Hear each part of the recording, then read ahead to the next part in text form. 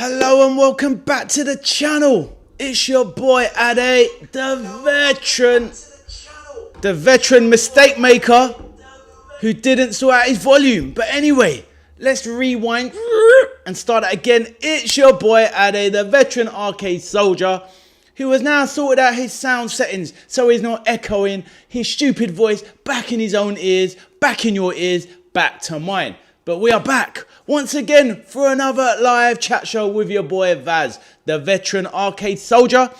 I can still see a few in the chat already. I was having a little conversation a little bit earlier with these guys, these two absolute legends in the chat, which are the main man himself, Abdul, my fellow LiverpoolFC fan, and the main man, my fellow antagonist, my rival, the man like King Arthur in the chat already.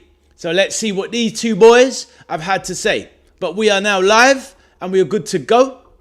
And what we're doing on our channel is, well, introducing ourselves, making new friends and having our voice heard. As you know, my little catchphrases that I have going already. But Abdul and Arthur, how are you both doing? I hope you two fine gentlemen are perfectly okay. Let me catch up on some of the messages that these guys were kind enough to put in before the stream even started, which goes to show a fantastic community that is building. So Abdul, I was chatting earlier on the chat there, or just replying, should I say, he threw in quite a lot of topics that we can cover in the debate show, which is what this is. This is live chat with V.A.S regarding all things football. And some of the things that Abdul would like to talk about are, you know, Liverpool certain signings, RIP Kevin Keegan, which we addressed on the show a couple of days ago.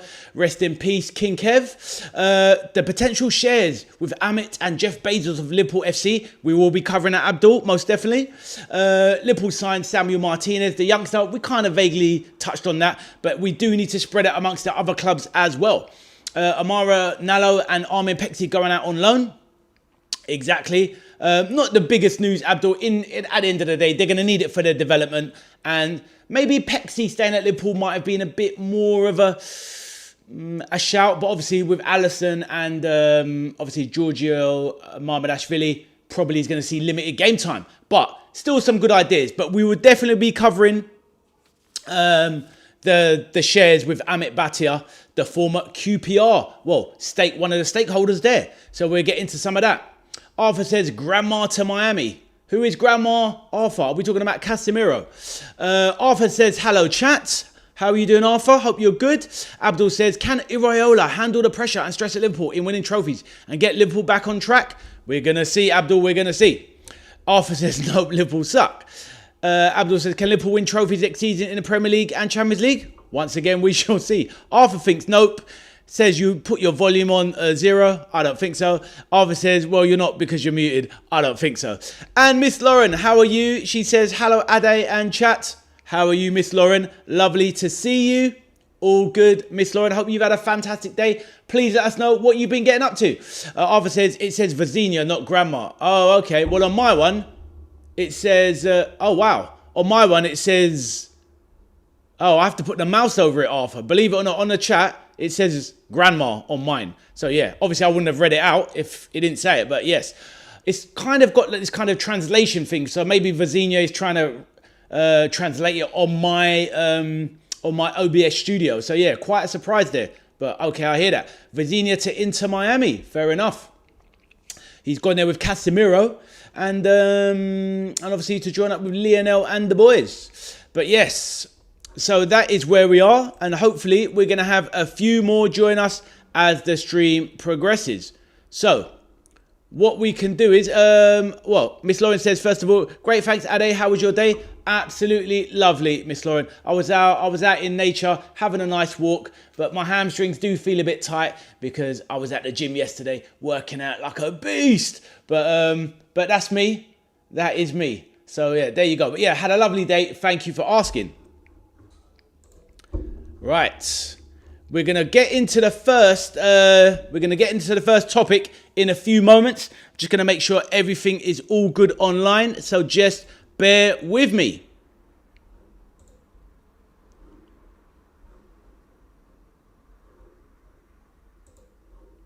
Fantastic, a good few likes already on the stream. That is what we like to see.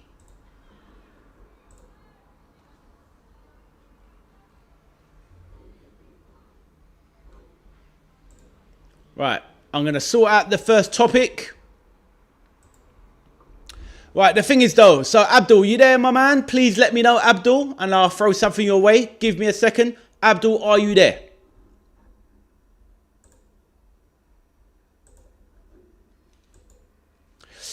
Abdul says, passed my SIA refresh course and first week at a new job, doing cricket on Saturday and rugby league on Sunday. Abdul, well done, my man. You are coining it in. You are going to be there, heading up security soon, my man, making plenty of dough. That's what we like to see. Good progression, my brother. Happy to hear it.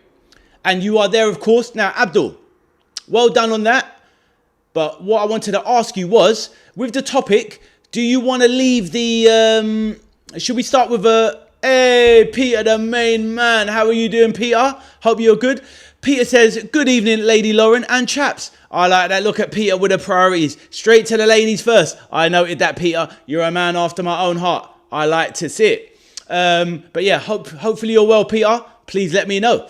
Abdul says, my full-time job isn't security. Wow. Just doubling up here, my man. Well, you know what? Work hard while you have the energy, Abdul. And at the end of the day, you know, it means for later life progression, makes things a bit smoother. So, but hats off to you, bro. Obviously a very hard worker. And the drinks are on you. The soft drinks are on you, my bro. At that barbecue we talked about.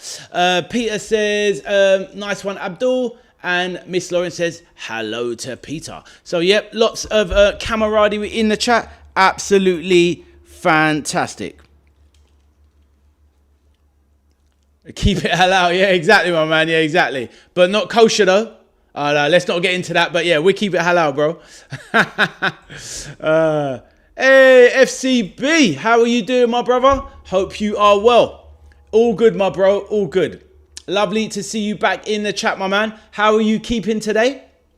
And, yeah, good to see you, my bro. Lovely to see you once again. Absolute legend.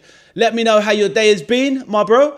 And Cameron is in the chat as well. Hello, Cameron. How are you? Says hello all.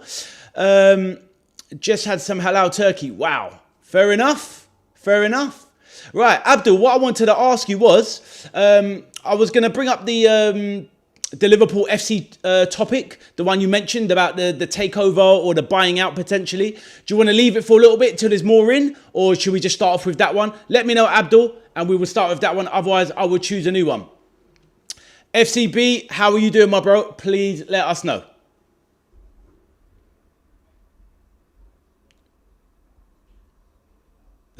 Food chat time. Right. On that note.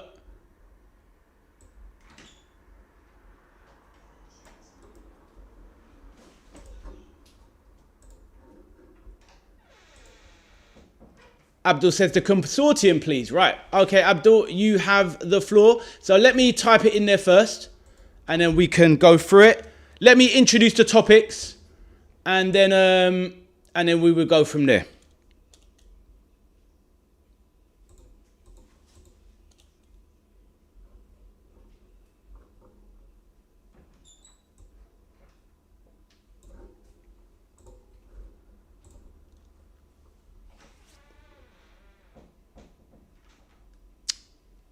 French bread and tomatoes. Oh, and the fields of Anfield. What's the FCB? What are we talking about? The song or something else? Right, so FCB, what we're doing here is we start off with a topic. I'm going to introduce it, maybe give my opinion on it or throw it straight out open to the chat. But yeah, so then we go through the topic, let everyone have their say, see what they think on it. And then I'll ask a question and we'll have maybe a poll on it and then we'll have a little vote on it. Obviously at the moment there's only a few of us, but as the evening progresses and a few more people drop in, the regulars, they will have a bit more lively debate, a few more questions going back and forth, etc. And oh, French bread and tomatoes, Peter had it with. And Abdul says, nice, Peter. I hope you enjoyed it. Thank you and you're welcome. Right, let me introduce the first topic. And then I will throw it at you. So let me have my speech. Let me have my say. Right. So the first topic is the potential shares buyout of Liverpool FC led by Amit Bhatia, an Amit Bhatia-led consortium, and Jeff Bezos of Amazon has been linked. So basically, this is what has happened. So Amit Bhatia is basically a very wealthy man, married into the Mitchell family that are still magnates and one of the richest families in Britain. So they've already had a big stake in QPR in the past. He's been one of the, like an executive on the board there for 18 years. Right.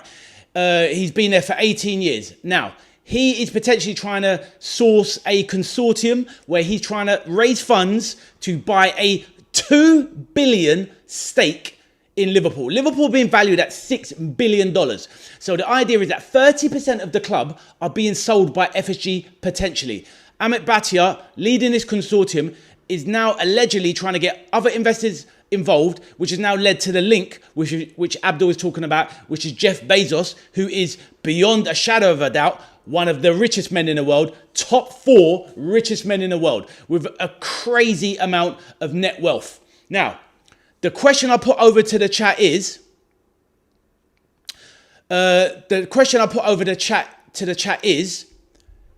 do you believe that this is part of a potential long-term buyout of Liverpool, or do you believe this consortium is just to buy a small portion and then make a certain amount of profit as LiverpoolFC will grow? So the point is, will LiverpoolFC be bought out in the next, say, medium term, 1 to 2 years? Or is this just an investment arm of a very wealthy family doing their thing? What does everyone think?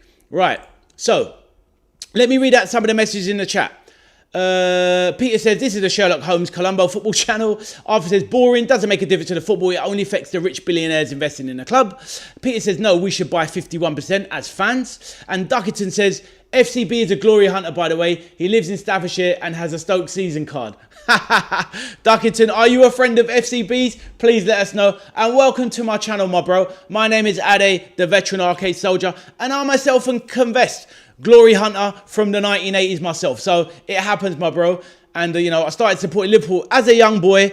And then the glory wasn't there. I was hunting it, but the glory wasn't there, my bro. Duckington, oh, you his brother. Ah, lovely to see you, my man. So are you a fellow Red as well? Please let me know, my bro. But love to see it. Brothers in the chat. Applause. Absolutely phenomenal. And FCB, thank you for bringing your brother to my channel. I really appreciate it. But that is absolutely amazing. So over to you guys. I've explained what I've said about the buyout. What do you think? Do you think this is leading to Liverpool being bought out by one of the richest men in the world? And what could that lead to? Over to you. But no, very interested. And Duckington, welcome aboard, my bro.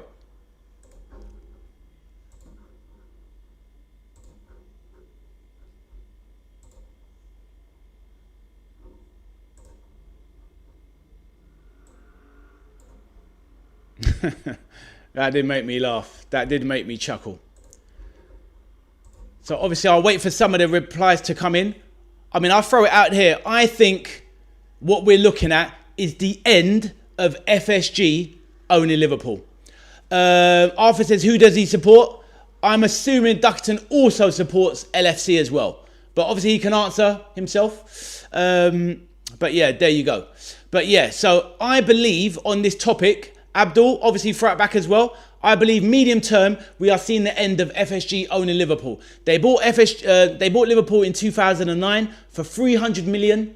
They've invested in the club a lot. They've done well as owners, but football is outgrowing even these wealthy people. And now it's getting to the point of only the very super rich can own the biggest and best football clubs in the world. So I believe we're at the beginning of the end of FSG. And I think that within 1 to 2 years, somebody is going to buy out Liverpool in a full takeover, and they'll end up being owned, basically being another rich person's plaything.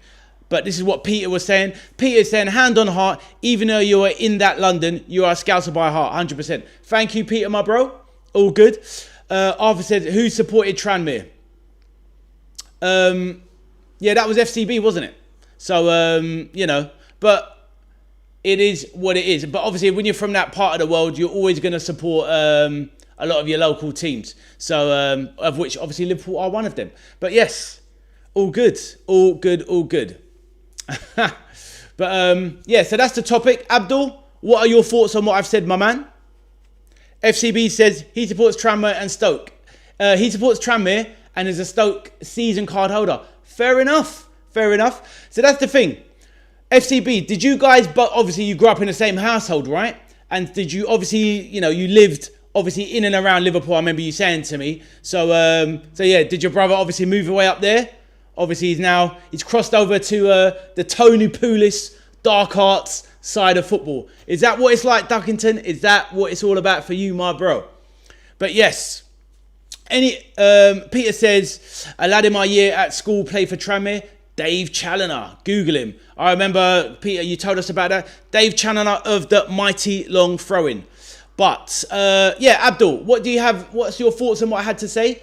The countdown is going. McLaughlin P, the Celtic Warrior, is back. Does the Swedish number 1 not play for Stoke? He's got you there, Arthur. He's got you there, the main striker. Man like Victor Gyökeres, playing for Stoke City, aka Arsenal. McLaughlin, love to see it, my bro. Evening, my bro. I hope you smashed that like button on the way in. Can I please remind everybody, smash the like button and help your boy out. Right, McLaughlin, good evening, my bro. How have you been doing, mate? Abdul says, we need new owners to push the club forward. I want multiple trophies, says Abdul. Fair enough. So, yeah, I hear you, my man. But do you think, I know you want new owners, but do you think this is the start of the end of FSG, Abdul? Let us know. Abdul says, I want Liverpool to be serious in winning trophies and being ruthless. I hear that. McLaughlin, how you doing, my bro? Haven't seen you for a few days, but what we're doing is we're having topics and a chat show, debate show on the channel. So what I do, I put a topic in the corner, I introduce it, we debate over it for 15 minutes, have a bit of a poll on it, and then we wrap it up and finish off and move on.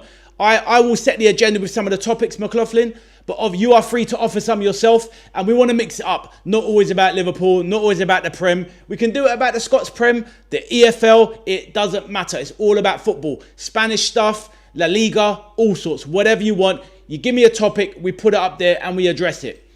Right, Arthur says Brentford are long throw-ins, not Arsenal.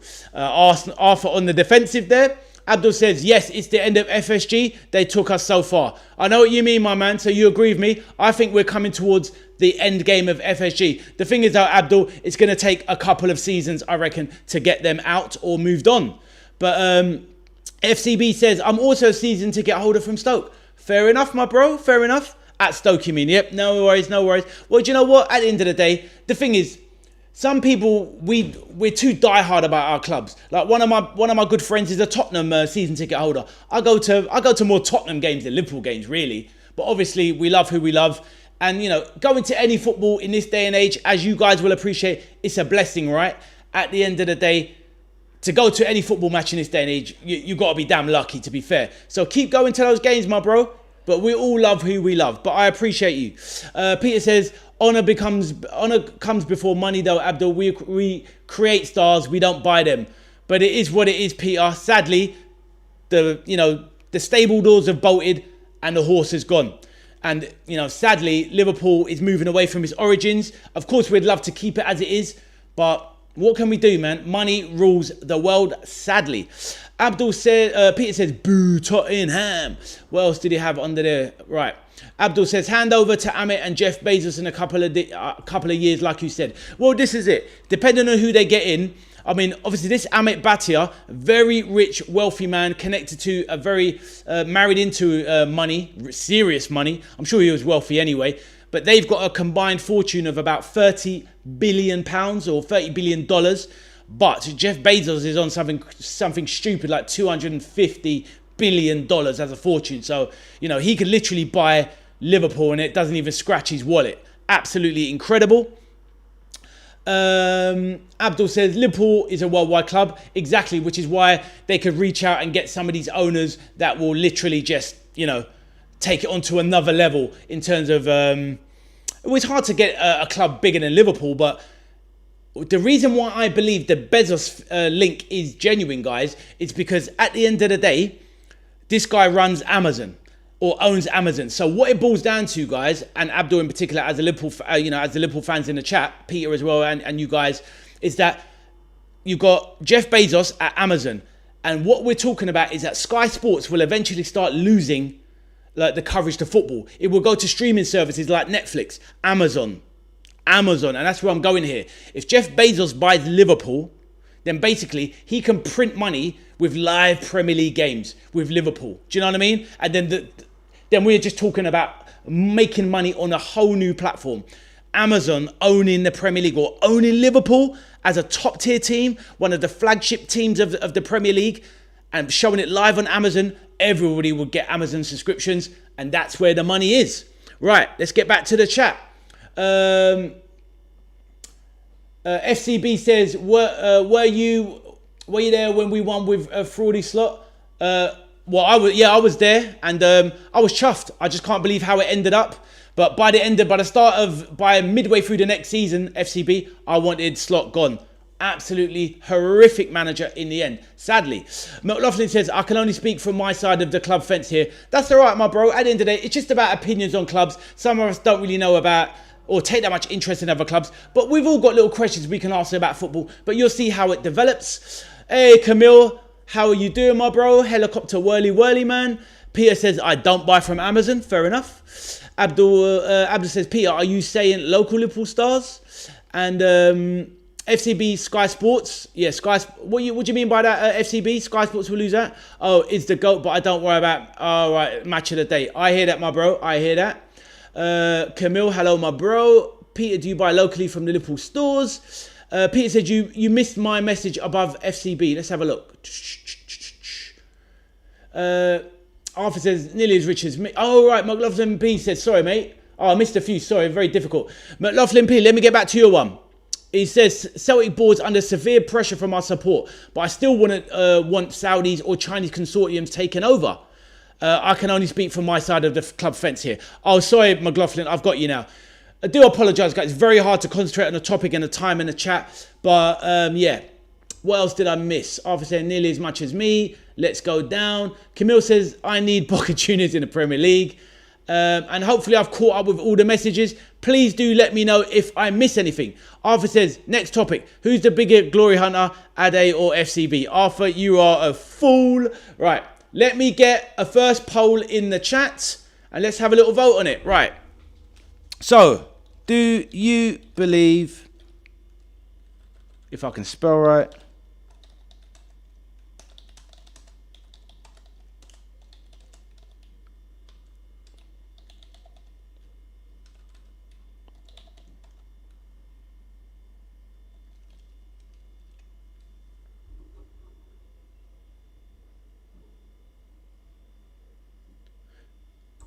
right, I've put a poll in the chat. Please feel free to vote on it. FCB says, are you a gamer? Because FIFA 27 got revealed. FCB, I used to play FIFA a lot. I no longer do. Well, I know it's EA Sports now. I was saying in the chat the other day, I used to play it a lot, quite a lot. Pretty decent at it myself. But I kind of got a bit sick of the Ultimate Team cycle of going around, and the games are just getting worse and worse and worse, in my opinion. I know lots of people that still play it still love it. I fell out of love with it. I kind of prefer more story-based games, or I will go online and play an online shooter. But my main game is Street Fighter 6, where I play at master level because I'm an absolute G at it. So yeah, that's my main game that I play at the moment. But I'm open to playing things like GTA 6 when it comes out, and I probably will try out the new Call of Duty when it drops as well, because I'm a bit of a badass at that as well. Abdul says, do you play Mortal Kombat? No, my man, just Street Fighter 6 when it comes to fighting games. Camille says, Arthur says, thank you very much. Play Street Fighter. Edinson Cavani, notably being linked to Italian side Lecce, yeah, at his age, fair enough. Peter says, I buy from Merseyside every day. I was born to the Dingle and now I live 20 miles away. Ade doing the new age double dragon. Exactly, my bro. Coin, the veteran arcade soldier, as you know. So, let's have, how's the votes going on this? I do believe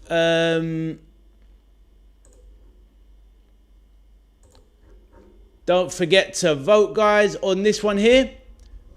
FCB says, respectfully, I don't care about Liverpool. That's fair enough, my bro. It's all good. But it's just about the love of the game. But, all right, let me sort this out. Right. So, I've done the first topic. I'm going to put it out to the chat. So, yourselves, FCB. Excuse me. Right, FCB, Duckington, Peter, Camille, McLaughlin, you, Arthur, you can give me the next topic. Go for it. Abdul's had his turn, but we can go with the next topic and then I will introduce the third one. So, anybody wants to throw in a new topic? Let's go.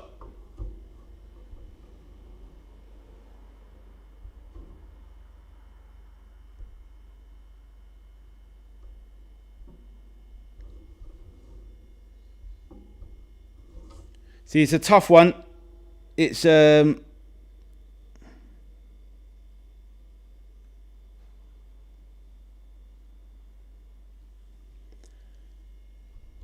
right. That's fair enough, Peter. You can just join in on anything that gets put on. Right, let's go with this one. We'll go with this one. Plenty of Englishmen in the chat, so why not? And others as well.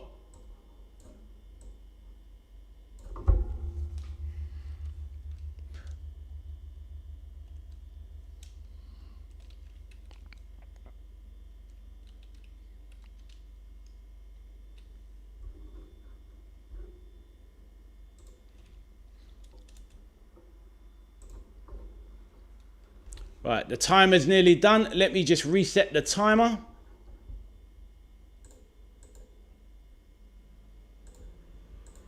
All right, we start that one there. Right, I'll close off this chat then. I'll close off the poll and we'll end that. Right, so Camille says, today in the morning, Suarez scored 2 goals and Miami won. Fair enough. Do you believe this is the end of FSG owning LFC? 57% said yes and 43% said no. Right, so the next topic has started, guys. So, does Tuchel deserve to stay as England manager? So we know how the World Cup ended. It ended up in, well, kind of semi-success, I guess. England finishing their third place. England finishing third in the World Cup by destroying, semi-destroying France in the third place playoff. But obviously going out in a whimper with some controversial tactics in the semi-final.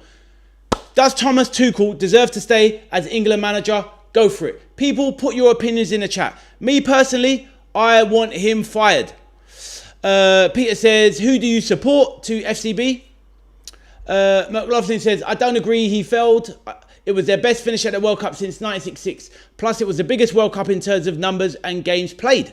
Tuchel is a walking waistcoat. What kind of question is that, Peter says? Right, well, from my perspective, McLaughlin, I mean, at the end of the day, obviously, you're a Scottish man, and obviously you're doing it from, you're seeing it from a perspective, he did well, and they finished well. I kind of get it. My problem is that when you come down to the crunch, you have to make bold decisions. And he went ultra defensive. Like FCB's talking about with FIFA and EFC. He hit left on the control pad and went all out ultra defense. His tactics absolutely stunk.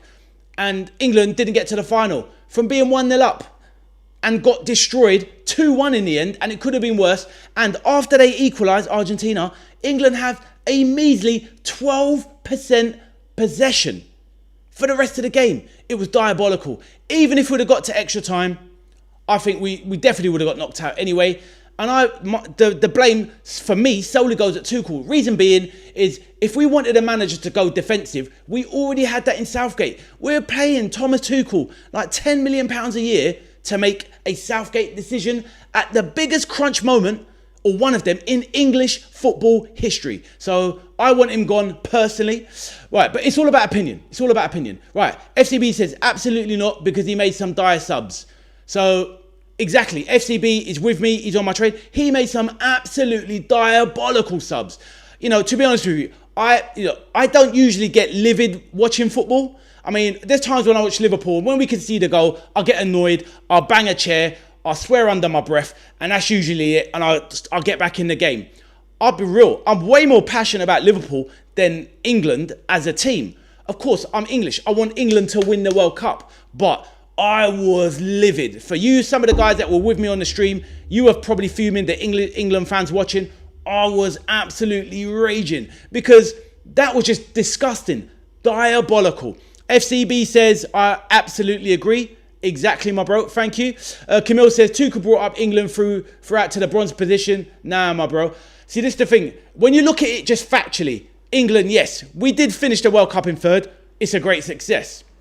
But we've been to the semi-finals in 2018 where we lost out to Croatia with Gareth Southgate doing something very similar. We went 1-0 up against Croatia. They bring it back to 1-0 and then we sat in our shell and did not go for the jugular. You know, the point is this, guys.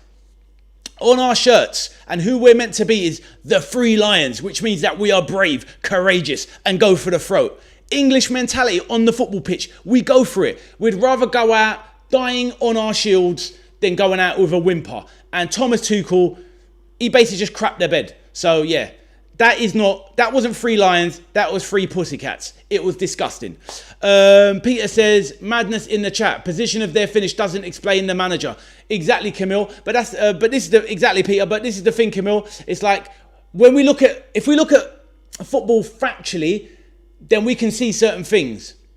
And they do kind of lend towards giving him another chance. But my question is this. If Tuchel gets to another semi-final and he's playing France and we're 1-0 up with 10 minutes to go and we're under the cosh, he'll do the exact same thing again and throw away a chance of getting to a final. And that is my problem with the man. Peter says, FCB, who do you support, bro? FCB says, we were awful the last 25. We were disgusting. And the thing is, FCB, even before the substitutions, even before the hydration break, I was already concerned. And as soon as he made that Konza-Gordon switch, I was literally flabbergasted thinking, okay, yeah, he's taken off them two, but who else is coming on? Probably Rashford now for somebody else, right? And when it was no other substitution, and as soon as the hydration break started again, and we were even more under the cosh, McAllister hitting the post, and I was like, oh my days, we are definitely not seeing this through. And lo and behold, it was game over. FCB says, Peter, Stoke City. Arthur says, England dropped back before we made the subs. They did, Arthur. But he killed us because once he brought on, the extra players, especially with, in the 84th minute, at one point we had 6 defenders on the pitch. How are you going to turn it around with 6 defenders on the pitch and Harry Kane as your focal point who has no pace and he's in your 18-yard box? How's he going to get forward? You should have took off Rashford. You should have brought on Rashford for Kane and given us an out ball. Ridiculous. Camille says, bro, but remember, Inshallah, I think maybe wrong. Was England nearly 3 defenders follow Messi like bodyguards? Messi turned that into his favour. Well, there's going to be pros and cons. But yeah, I was not happy. Arthur says, we didn't sit back against France in the wooden spoon match. No, but France didn't turn up in the first half. France did not turn... That game was a That third place game was one of the most diabolical football games I've ever seen. It wasn't a game. First half... France didn't turn up, so we slaughtered them. And when they did turn up, Thomas Tuchel just proved he couldn't control a game with a 4-0 lead. So either way, it wasn't a good football match. 10 goals looks great on paper, but that was not a good football match. It was better than the final, but it was awful regardless. Peter says, Ade is defo manager material. Thank you, my bro. I would light a fire up these geezers' backsides, 100%. FCB says, I was in tears, swearing. I was so angry and so heartbroken. I hear you, FCB. We were fuming in the chat. Absolutely diabolical. MRI Tribe, big up Arcade, big up Peter. Love to see it, MRI. How you doing, my bro? Welcome back to the channel, my G. Hopefully you are well. Please reintroduce yourself.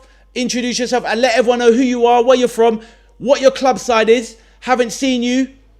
So what we do here on this particular night, we're having a chat show. We have a debate and we throw it out to the chat and let people discuss topics and have a vote on them. So that's what we're doing, MRI. Hope you are good, my bro. I didn't update that there, so I will do. So yes, nice to see you, my bro. Hope you are doing well. Arthur says, Ade isn't, he has 0 ball knowledge. Arthur, you're an idiot. Right. But yes, MRI. We've got lots of people in the chat. Let them know who you are and who you support, my bro. Lovely to see you.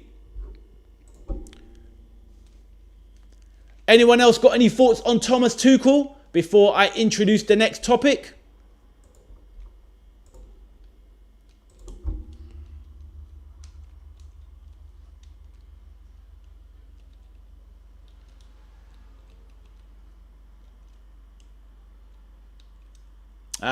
Yes. Oh, of course. Yes. Sorry, my bro.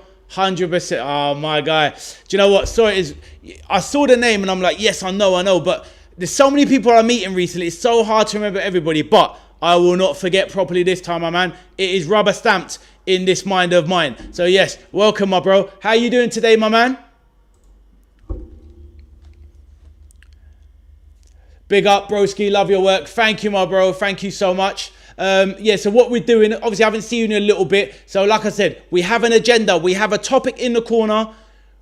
Some of them are given by the audience, so you will have your chance if you want to. Otherwise, I will introduce the next topic, and then we go from there, have a chat about it, put our opinions, and then we have a little vote. There's a vote open now in the chat about whether Tuchel should stay. So obviously, smash the vote, and then we can have a little discussion about that. But also, once I've given over the topic and we go into the next one, then I will open up the floor. And MRI, if you have a topic you want to talk about, we can discuss that as well. We've already done the first one, which is about the takeover for LFC, which is, you know, this Amit Bhatia guy taking over consortium, maybe with Jeff Bezos of Amazon, taking over our beloved LFC. So that's what's been going on so far, my bro. And please make sure everyone smashes that like button. Much appreciated. Right, so everyone get those votes in. Cameron, Arthur, get them votes in. Gary, get your vote in as well, my bro. And let's see. I'm interested to see how this one pans out, actually. Do people really want Tuchel to stay? It will be very interesting on the voting, I would say. But we shall see.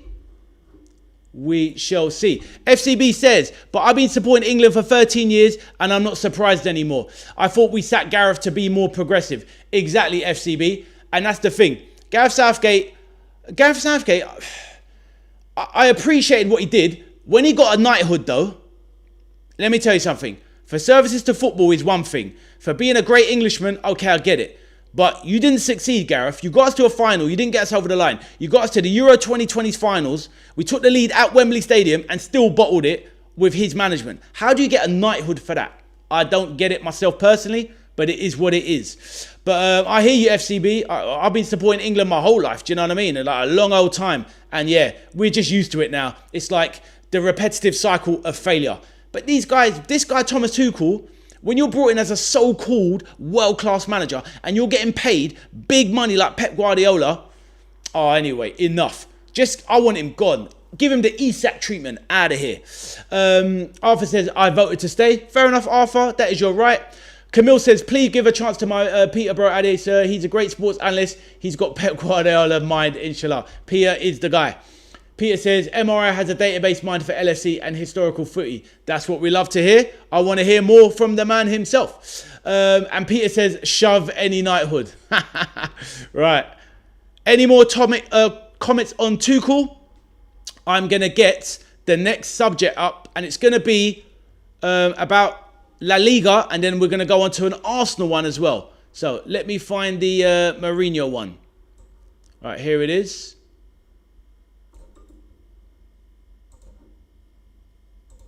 FCB says, but that's the next point. Who would you replace him with? Right. Well, we've still got a few minutes on this one. What I would do is Pep Guardiola is out of a job. Now, at the end of the day, Pep is being approached by the Italian FA. And they're saying that they will make an allowance and stretch their wage structure to bring him in as manager. Obviously, Italy, a great historical football nation. Better than ours. They've won the World Cup, what, 4 times? Now, at the end of the day, they have failed to qualify for the last 3 World Cups, and they're looking to do something desperate, which is break away from tradition and get a non-Italian manager. So they're looking to get Pep in. So why don't we do that? Let's get rid of Tuchel and bring in Pep. And if that doesn't give you if we had Pep, we win the Euros. Simple as that. The best manager in the world, in charge of one of the best squads in the world. How can we go wrong? Pep signed for Italy. Oh, is it official? Well, that was my choice. So if anybody has any others, throw them in. Abdul says, Southgate was knighted for failure, not for winning European Championships and the World Cup. Exactly, Abdul. What a joke. McLaughlin P says, Italy under Pep sounds tasty, actually. He will get a tune out of them if he has signed up. I don't know if he has, if that's official. I haven't seen it, but I'll be going all out to get Pep 100%. Peter says, let's be honest, Pep at Italia v Spain. How's that happening? Well, this is the thing. People are always going to think, what is he going to be like when he's managing his own country? But then you've got to remember as well, Pep Guardiola is originally from Barcelona, the Basque region. So obviously technically Spanish, but they kind of see themselves as separate. So does Pep really dig the Spanish national team the way that the average Spaniard does, and at the end of the day, he's a winner and a professional. I wanted to see what I'd like to see what Thomas Tuchel's like when England played Germany for starters, but it is what it is. But yeah, I didn't know that. What's his name? Pep had officially signed for Italy. Are you sure, Arthur?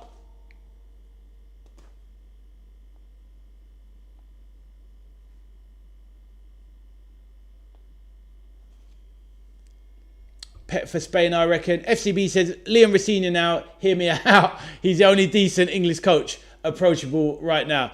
Liam Rosenior, bro. No. FCB. Red card, bro. Red card. I'm not having that. That needs the ESAC treatment, bro. Liam Rosenior. I'm not having him coming in, talking to the English players, going, talk to the football, guys. Talk to the football. It's your friend. We're here for it. I can't have it. No, sorry, bro.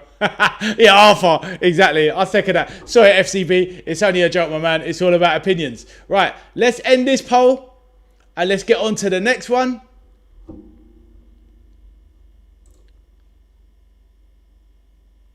Gary says, Tuchel can stay. Fair enough. Does Tuchel deserve to stay? Got no, 75%. And yes, 25%. McLaughlin said Lampard possibly in another 5-6 years. Depends on him, really. That's a good one, McLaughlin. I would even, Frank Lampard, Eddie Howe. Eddie Howe, maybe. Looks like his time's running out at Newcastle, to be fair. Peter says, you red carded me. Right, let me get the next topic up. We're going to move it into La Liga.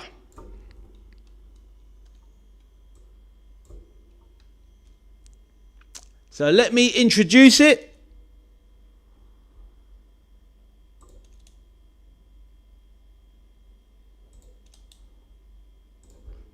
All right. So as you can read the next topic there, let me start the timer. Right. FCB, yep, exactly. Eddie Howe as well. Right, but we're moving on, guys. We're moving on. Right, topic 3 is set by myself. So in the meantime, get your minds thinking for the next topic. Anybody can throw it in. Would love to hear MRI Tribe. You can drop your one if you want, my bro. All are welcome. Everyone can have a turn. But this is the next topic. Topic number 3, or is this topic number 4? I think I've lost count already. I think it's is it 4 or 3? Someone remind me, is it 4 or 3? Tuchel is decent, but how he set up against Argentina is a fireable offence. Do you know what? It's more than that. It's a firearms offence. That man should get locked up because that was criminal. But yeah, I'm not sure if this is topic 4 or 3. But anyway, let's go with 3. Maybe it's 3. I don't know. Right. So, Mourinho is back at Real Madrid. What are your expectations as the manager? And can they usurp Barcelona? Now, hear me out. The reason I'm interested in this topic is because him being back at Real Madrid is out of the blue. This is one of the greatest managers in football history. And there's no doubt about that. Whether we like his tactics or not, he is one of the greatest managers in football history. Now, everyone thought his time in the sun was over and that his a tenure at a really super club was done. We've seen him go from, your Inter, Real, Chelsea, to Tottenham, Roma, Galatasaray, and so on and so on. And then, Roma, etc. So he's going downhill. Duckerton, I will come on that in a minute. So let me just air it out. So now he's back at Real Madrid. And what I'm interested in is the fact of he's signed up Cucurella as his left back. Cucurella has been an absolute stalwart in the Premier League and is an amazing signing for Real Madrid. Honestly, at left back, 27 years of age, it's an astute signing. Really, really good. But the point is this. Can he, with, a Galactico squad, Jude Bellingham, we've seen what he's done for England this summer. So Mourinho gets his hands into Jude Bellingham, Vinny Jr., etc. What can he do at Real Madrid? And can he usurp Barcelona? I'll throw it over to the chat. Let's read some out. Duckington says, Mourinho won't do well. He doesn't have a good team. He has good individuals. Fair enough, Duckerton. I hear you, my bro. Peter says he's good at left back, as in Mourinho, or you're talking about, obviously, what I was talking about with Cucurella. Right, so while others start talking about Barcelona and Real Madrid, what I would like to say is this. in the last 20 years, so 2006 to 2026, I would probably imagine that Real Madrid have probably not won La Liga more than 5 times in the last 20 years. So considering they are the biggest team in the world and easily the biggest team in Spain, they don't dominate. I'm pretty sure, I'm thinking off the top of my head that they probably haven't won La Liga, like I said, more than 5 times. They've always got most of the best players, but La Liga is usually dominated by Barcelona. While Messi was there, they ran the show. Probably won, out of the last 20 years, I would imagine Barcelona's probably won about 13 La Liga titles, or in and around that. A couple for Atletico and maybe 5 for Real Madrid. So heavy Barcelona dominance. Barcelona are also still La Liga champions. And, you know, with Lamine Yamal growing better and better each year, I don't see why it's going to change. But can Mourinho, with his brand of X Factor, bring it back? Does anyone else have any thoughts on it and whatnot? Is he going to be the difference? Because obviously they went with Arbeloa last year, which didn't work. After obviously Alonso kind of was fired and they weren't having him, because obviously they're a team of all-stars that seem to run the dressing room.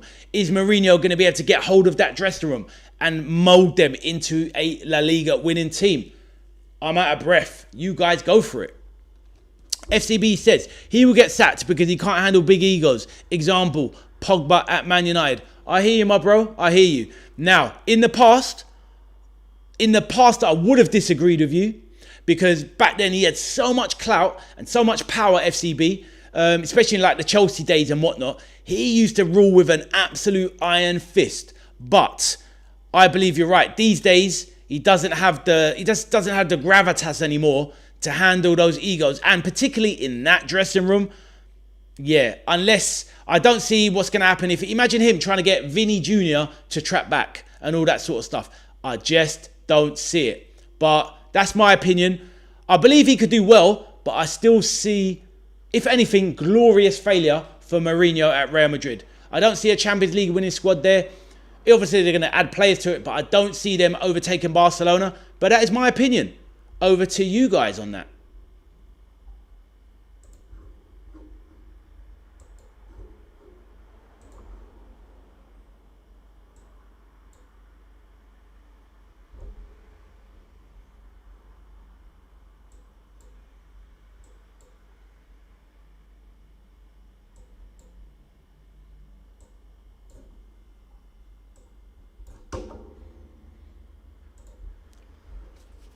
FCB said, oh no, we've read that one already. Yeah, I'm trying to think of some other bits. For the Real Madrid aspect. I mean, he's already coming in and it's kind of looked like he's saying Carreras, who was playing he was obviously at Man United. Carreras, the left back, went to Benfica. Real Madrid bought him for 50 million last season. 50 million, by the way, Carreras. Was looking good for the first few weeks and then kind of bombed. And Mourinho has come back and already dismissed him. A fellow Portuguese compatriot, player and manager, but he's basically bombed out Carreras and said, you're sub. And he's brought in Cucurella for 60 million. So he's definitely showing that ruthless side again. Duckington says, depends on his setup. If he goes defensive, plays haram ball as he did at Chelsea, then there's no chance the team doesn't have that work rate. I'm with you, my bro. And this is it with Mourinho, isn't it? It all comes down to that haram ball. I love the way that the Islamic word haram has got into football now. Because honestly, it's such a brilliant term. But yeah, he definitely does play haram ball. And ultimately, yeah, I think it will probably go that way, to be honest. He's always going to go defensive, isn't he? Even when he's got all of those attacking players at his disposal. Do you know what I mean? Camille, can I give you... Camille says, bro, can I give you an idea? Go for it, my bro. Of course you can.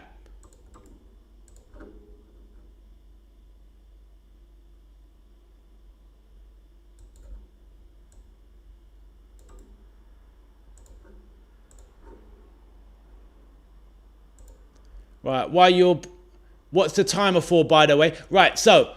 we start the topic, 15 minutes, and we talk about it. And as the counter counts down, that's how long we've got on the topic. Now, it doesn't mean we'll stick to the 15 minutes, because if it's a flat topic and it's not really that engaging or interesting, we'll just reset the timer and move on to the next topic. So that's the idea. We have 15 minutes talking about a subject, and if there's life in it, we roll with it to the end, because some subjects will spill over, like the England one spilled over, to be fair. But this one is like struggling to, maintain a bit of traction. Blame me for a crap one, but it is what it is. But yeah, that is what the timer's for, my bro. Right, let me paste that in. So we will round this one off. We will round this one off. We don't have to do a poll on everyone, but I will try though, because it does make it like a nice little thing there. Duxton says, okay. Peter says, what comes after Haram? Kalas, enough. 100%. Camille says, why don't you do a live voice stream at StreamYard or Discord with subscribers?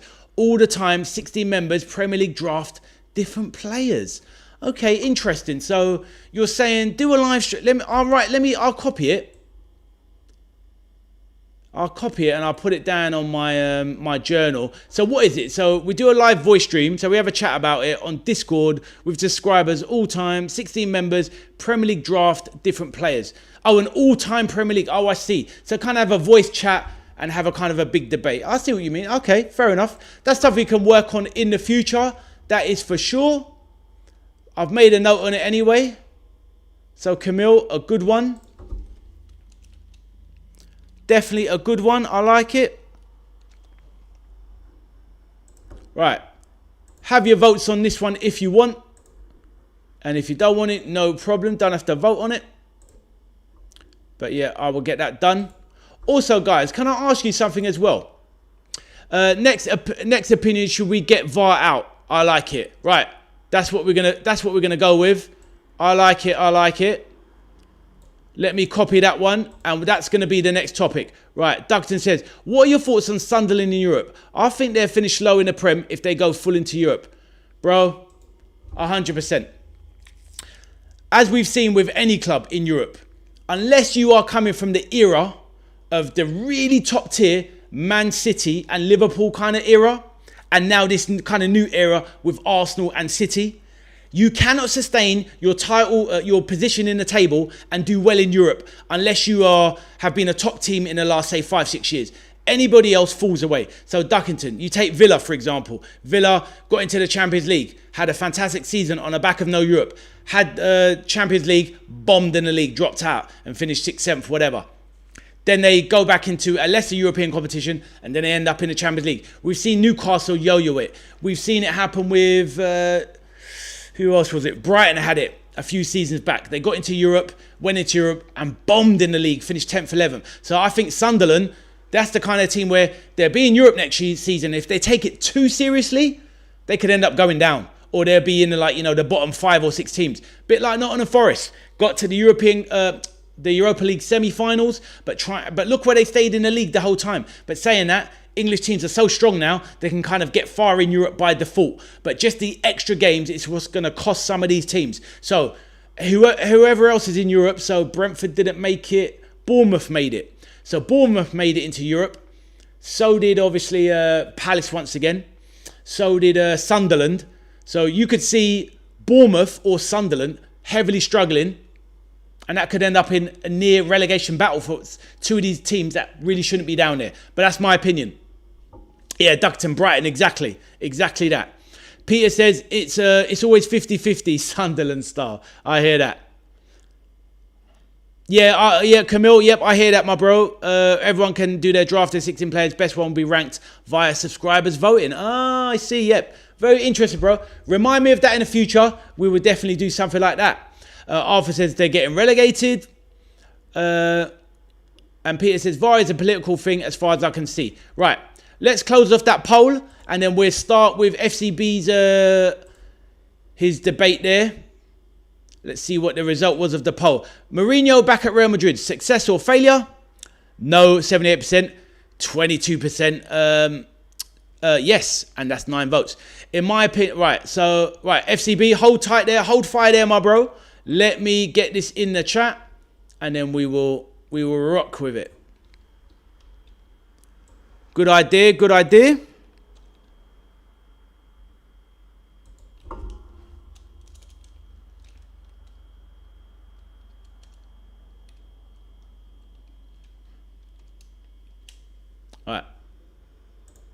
So that's the fourth topic. Let me restart the timer and then we will go. Then everyone can have their opinion.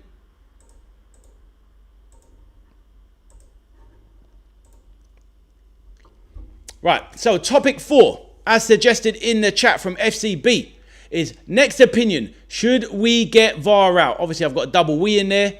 Double wee, but never mind. Or maybe that's a sign on VAR. We give that the PP treatment, the R. Kelly treatment. Get it out of here. Right.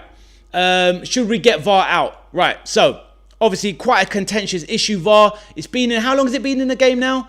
In the Prem? In the English League now, it's been, what, 5 years now, VAR has it been? Remind me.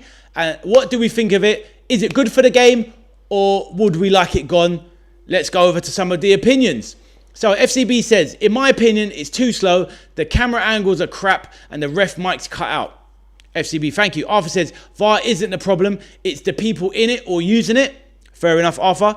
Peter says, making peeps argue for 6 days a week is an excellent way of distracting peeps. Peter with the cynical angle there. Well, this is it. As Peter's saying, guys, ultimately, VAR divides opinion, causes controversy, and gives people, the media, so you think your outlets such as Sky Sports, etc., Sky News, Talk Sport, BBC website, all of that, it gives people talking points. It causes controversy. It causes headache, heartache, pain, whatever. Joy on the pitch, belated joy on the pitch. It takes away joy on the pitch. It's absolutely mind-blowing how much VAR has changed, well, European football, world football, but in particular, the English game.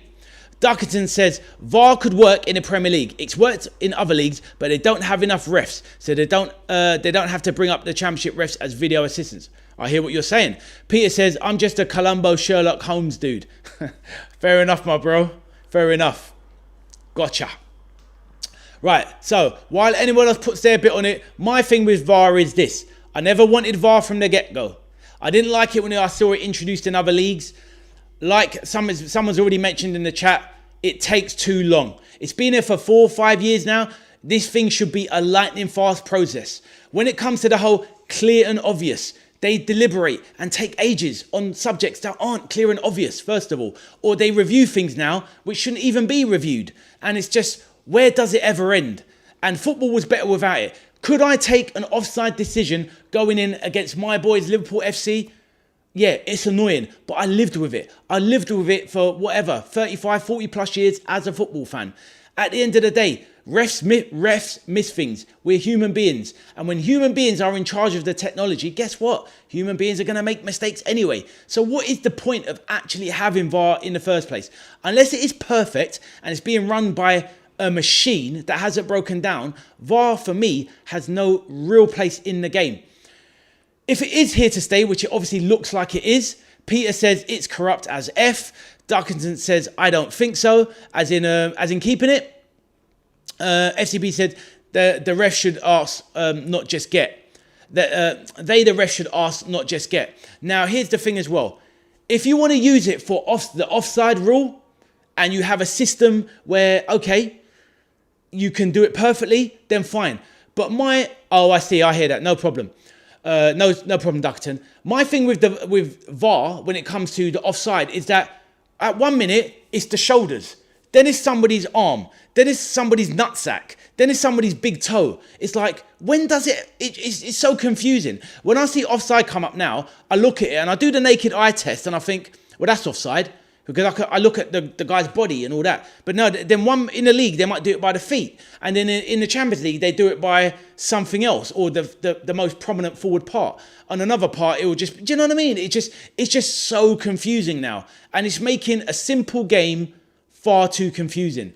So on that note, I'd want it gone. If I could get rid of it, I'd get it gone. We'll definitely do a poll on this one towards the end. And I'll be interested to see how far. I do believe most people would get rid of it if they could. All right, so Peter says, the rest today are literally saying, don't believe your lying eyes. Exactly, Peter. Alphonse, the main man, how are you doing, my bro? Hope you're good. Welcome back to the channel. Lovely to see you again, Alphonse. Alphonse, a man who used to live on Liverpool in 2005, I remember, and he was there at the parade and saw the parade. Absolute legend. Alphonse, how are you, my brother? Alphonse says, VAR is not football. Exactly, Alphonse. It is definitely not football. I think it's a blight and a stain on the game.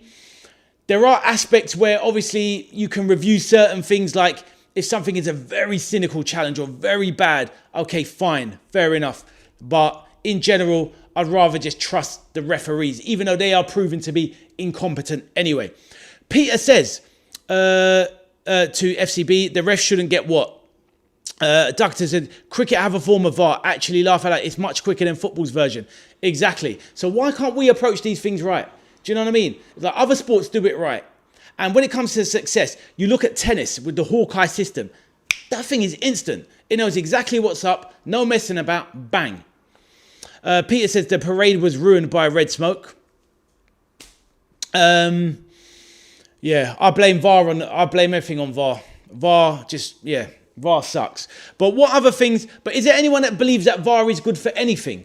Feel free to throw that in the chat. Alphonse, good to see you again, bro. Let me know how you're doing.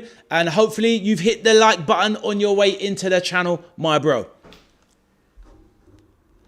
FCB said, but that causes a debate. And then the referee would get the referee sacked or in trouble. I hear you, FCB. And that's the thing. I think this is what they want. They want the controversy. They want the talking points. Because at the end of the day, it's all about the drama. And if you have drama in football, it leads to more storytelling, more narrative, more everything. And at the end of the day, if you remember that at the end of the season with the Arsenal-West Ham game, they made it out to be one of the biggest things in the world because they knew it would drive traffic, more clicks, more talking points. So I don't want to be a hypocrite because I'm now here in the YouTube world chatting to you guys, making new friends. And it gets us talking about these things. But I remember the days, obviously, as we all do without VAR. I don't know, Arthur, do you actually remember loads without VAR? Do you know what I mean? Obviously, you're quite young. So it's one of those things. You're kind of more of a VAR baby, as it were.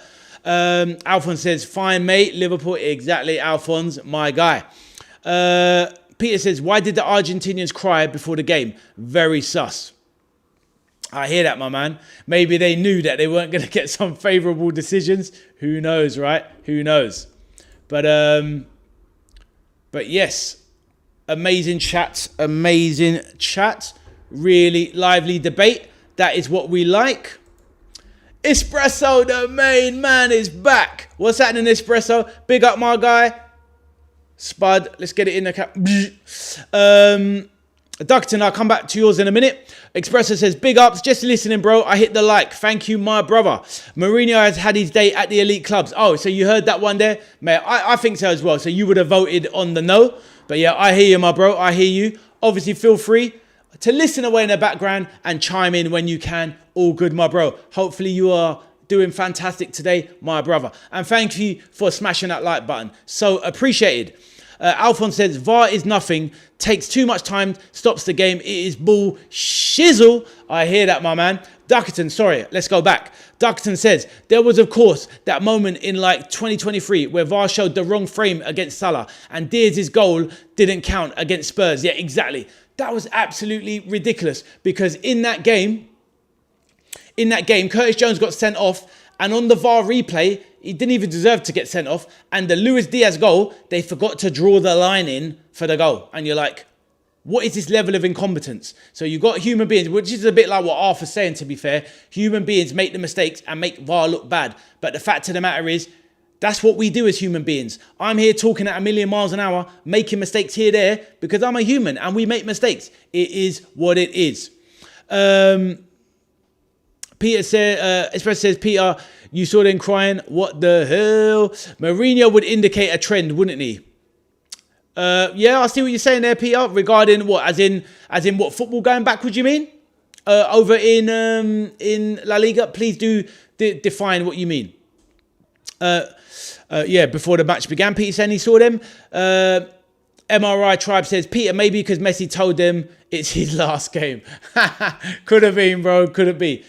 To be fair, they're following. You know what? Those Argentina players were following Messi like he was their dad. It was a little bit weird to me. It's like the cult of Messi. And look, I love Lionel Messi as much as the next person, but you know what I mean? It's like they were literally. It's like, you know what made me laugh? Me and my son was talking about it. The way they revere Messi was like, I got it at the previous World Cup because they hadn't won it, and he was so close to winning it before. It was his, going to be his second final, and they wanted to do it for Messi, and in the end they did it, and they got it over the line, and he was the hero, and it's all for Messi, and I get that. But in this World Cup, it's like that didn't even happen, and it was still the same. After every match, they're throwing him up in the air, Messi, Messi, and it's like these guys just got him on the pedestal, and it's like I get it. He's the GOAT for many. For me, he's the GOAT, but I think, at the end of the day, I don't think any of us should be revering another man, female, whatever. Do you know what I mean? Like, a man is a man. He's not a god. Do you know what I mean? But it is what it is. But Peter says, yeah, boring footy trend. Oh, I hear that. Your reference to Mourinho going back. No, I hear that. Yeah, it's definitely indicative of that, Peter. Thank you for that. Right. So any more opinions on VAR? And I'm going to bring up another new topic, and this one is going to be about the Arsenal.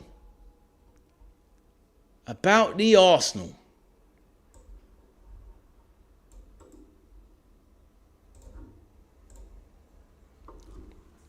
And Espresso says, Peter, I need to find that footage. Right. So I'll start another poll. Should we get rid of VAR? Oh, no. Should we remove? No, because otherwise that's my bias, isn't it? Should we remove VAR from the game? Right. Started a poll on VAR. Let's get it done. If anyone wants to vote, go for it. Me personally, I am definitely all about removing VAR. Me personally. But at the end of the day, not that I have the influence on the chat, but obviously you guys can put what you want to put.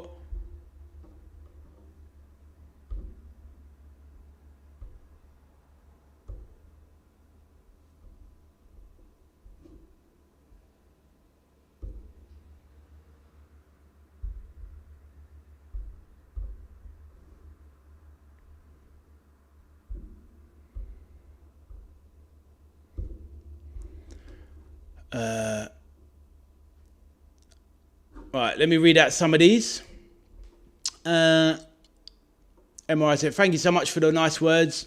Respect, love to see that in the chat. MRI, here you've got loads of good things to say. I'm seeing that for myself, my bro. Lovely to have you in the chat. Seriously, absolute G. Duckerton says, we say humans make mistakes, but actually, laugh out loud, if you look online, some companies are bringing more AI into work, and that too makes mistakes. So it's really a lose-lose. Yeah, I hear what you say. It's a lose-lose situation. IA makes mistakes too. Very true, my bro. Do you know something? I use some AI stuff to make some graphics for, my shows or the streams, and it makes crazy mistakes. You ask it to do something, it just goes to the shops and buys you a pint of milk. It is scrambled. It's tapped. AI can be tapped. But yeah, it is what it is. MRI says VAR is good if used fairly. Fair enough. And Peter says, MRI tribe, you are 100% a bro like Ade. Lovely. Love to hear it. Love to hear it.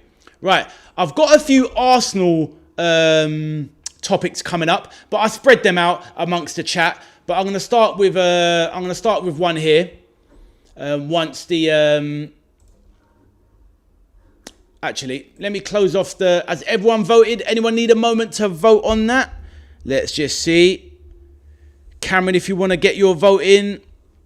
Gary, if you want to get your vote in. MRI says, it makes mistakes on purpose, so you buy the paid plan. Do you know something? Exactly. I thought of that as well. Because I go to use it for certain things, and I'm like, And at the end of the day, you run out of your free graphic alteration things, which is the main thing, the graphics alteration. It's like, yeah, do you want to buy the paid plan? You're right. So it's actually acting dumb, but it's not that dumb. Because it wants you to shell out. Absolute scumbaggery. AI, artificial intelligence. Absolute idiocy. That's what they're trying to hit man with. And I'm not falling for it. But Arthur says, I voted no. Fair enough, Arthur. All good. Well, it's actually quite level playing field on there. So that is very interesting. Right. Let's close off the poll because the time is running out. So yeah, that was a good one there. Excellent. Nice one, FCB. Great question, my bro. And that one filled up the 15 minutes with absolute ease. Arthur voted no. So the final vote was, should we remove VAR from the game? Yes, 62 and no 38. So interesting. A lot of people for and a lot are against. 2 VARs per team. How is this, bro? Well, you mean like, do you mean like everyone has a challenge each? Do you mean? Is that what you mean? On the game, if people have a challenge? Maybe. Arthur says 5-3. So it's pretty close, isn't it, Arthur? And obviously, even if we had more in the chat, it probably, even when you've got like 8 to 10 people voting, it's quite indicative of like 10 people voting is more or less the same as 1,000. You probably would get a similar result across the board. Espresso says, can't they use replay footage on pitch for ref without VAR rooms? Very good point. If player spotted something referee missed, for example. Yeah, exactly. I hear that. Espresso says, like tennis, you get free challenges. I kind of like that idea.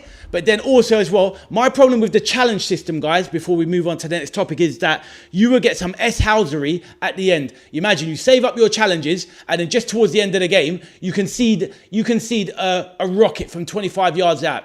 Liverpool slap one in against Arsenal last minute. And Mikel Arteta has a challenge. He goes, yeah, let me just challenge that anyway, see what happens. And then lo and behold, there's something in the build-up that, do you know what I mean? It's just that kind of thing.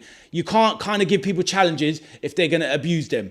That was just an example there, but that's why it would never work. Yeah, but I'm talking... Arthur, yeah, I know where you're getting at, Arthur, but my point is, like, you could misuse it for the wrong reasons. Right, anyway, we're going to move on. Like I said, I've got a few Arsenal topics. And I want to try and get through all of them today, but we'll spread them out because we don't want the Arsenal taking over the chat. Because as you know, we already got Arthur in the chat. And if it was up to him, we'd be talking about the Gunners all night long. Right, but anyway. Here is the next topic. Let me introduce it.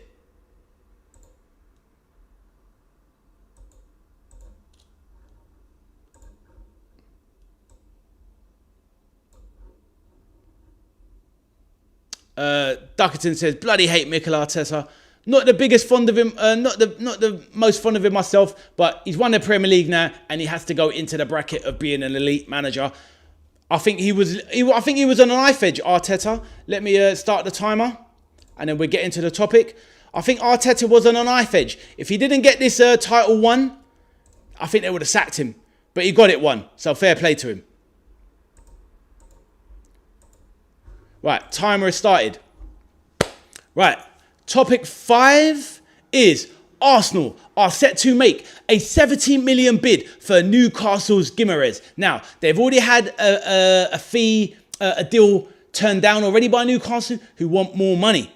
Probably don't even want to lose the player, but they're kind of resigned, it seems now. Now, Arsenal have apparently agreed personal terms with him. He wants to move. He doesn't business that he's Newcastle's captain. He wants to go for the Gunners, the high-flying champions. Now, Arsenal was set to make 70 million bid for Newcastle's Guimaraes.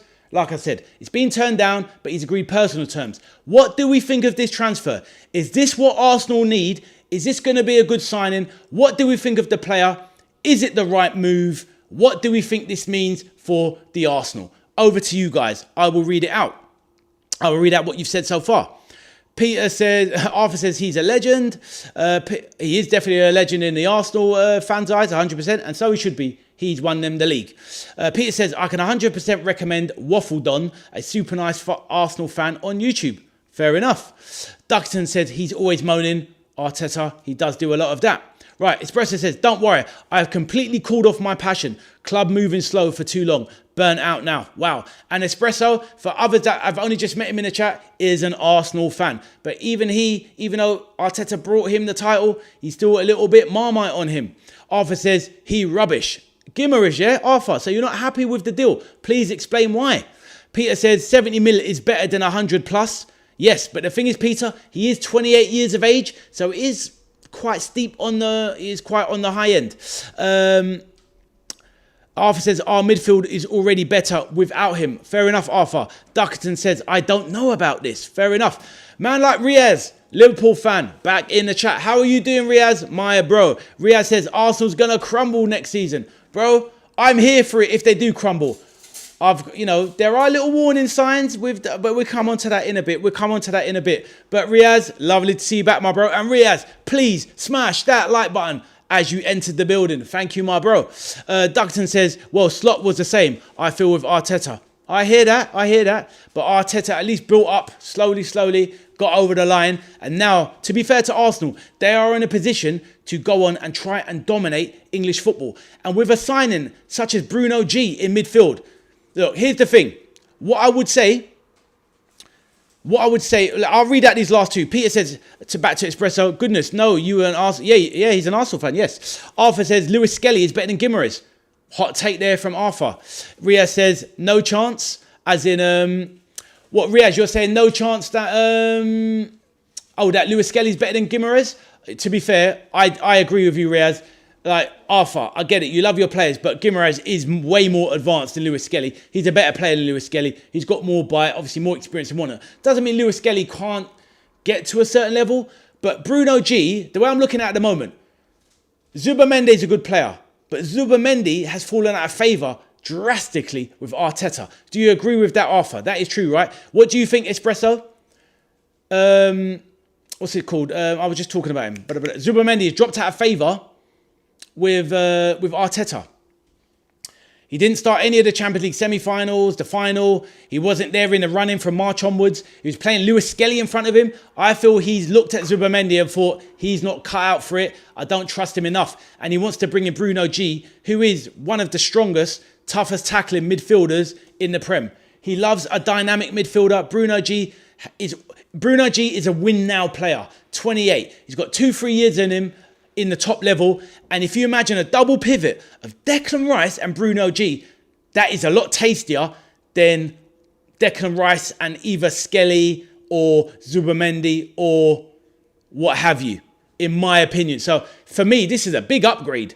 It's a lot of money, but it's an upgrade still, in my opinion. Peter says, was like yesterday to my mind. 1989 was like yesterday to my mind. I hear you, Peter. Painful days. Michael Thomas, it's up for grabs now. And then Peter, we go and sign Michael Thomas. What, I was fuming. Right, Riyad says, you know, what I don't understand, when we spend money, Arsenal fans use to abuse us. Who's panic buying now? Laugh out loud. I hear that, my bro. But this is the thing. The way it is for me, Riaz, I don't mind when other fans are saying anything about our club, this club, that club. Because at the end of the day, everyone needs to spend money. Everyone has to make signings. And at the end of the day, I like to keep my eyes on my club and keep it moving. I like to see what other clubs are doing, but I'm not worried about them too tough. To be fair though, I do believe if they get Bruno G, it definitely improves their midfield and it does make them a tougher proposition in my eyes. They've obviously lost, what's his name, Trossard as well, but I think this does make them stronger. So Arthur, what do you say in rebuttal to my comment about if Bruno G partners Declan Rice in midfield, does he make them stronger? And does anyone else have an opinion on the Arsenal signing? It looks like it's going to happen. FCB, do you have one do you have a take on it? And anyone else? Cameron, you're an Arsenal fan. Let us know as well. Let's have a look here.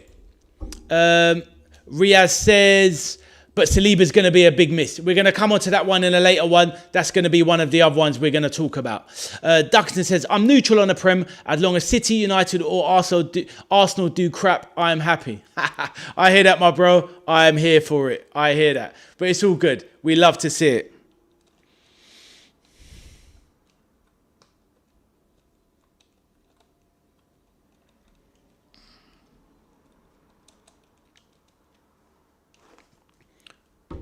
Right.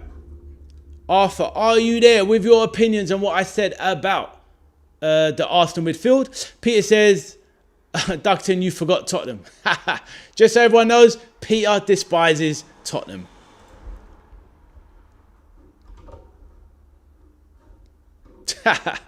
Some jokes in the chat for real. Duxton says, of course. Cameron says, I love Bruno G. Fair enough. Arthur says, unfortunately for you, we going to win. Well, it's a long race, my bro, and we shall see what the Arsenal do. To be honest with you, at the start of next season, I do believe Arsenal are going to be strong favourites, and fair enough, they deserve to be. They were the best team last season, and on current form and the squad, as all things are, they are still the strongest squad. So it is what it is.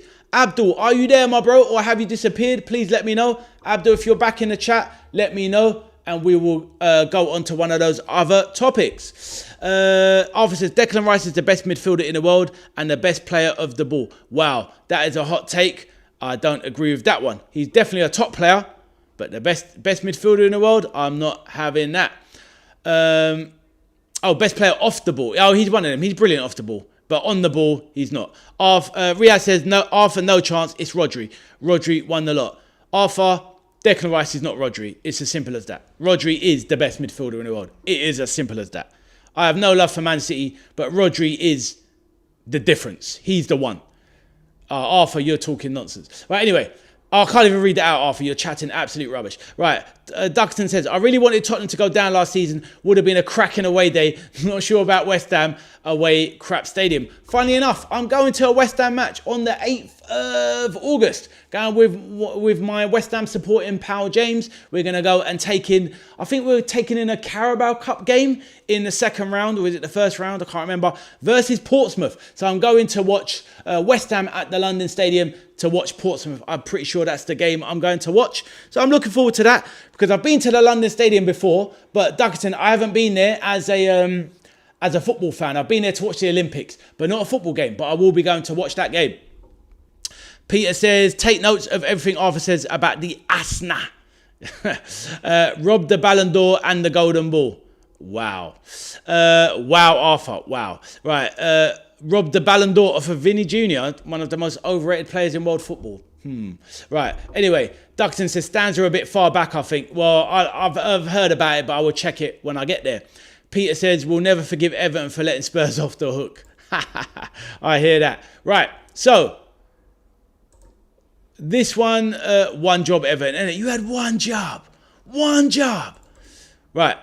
Let's put that topic in the chat. I'm very surprised that Arthur doesn't like Guimaraes. Really surprised. But okay, fair enough. We all have our likes.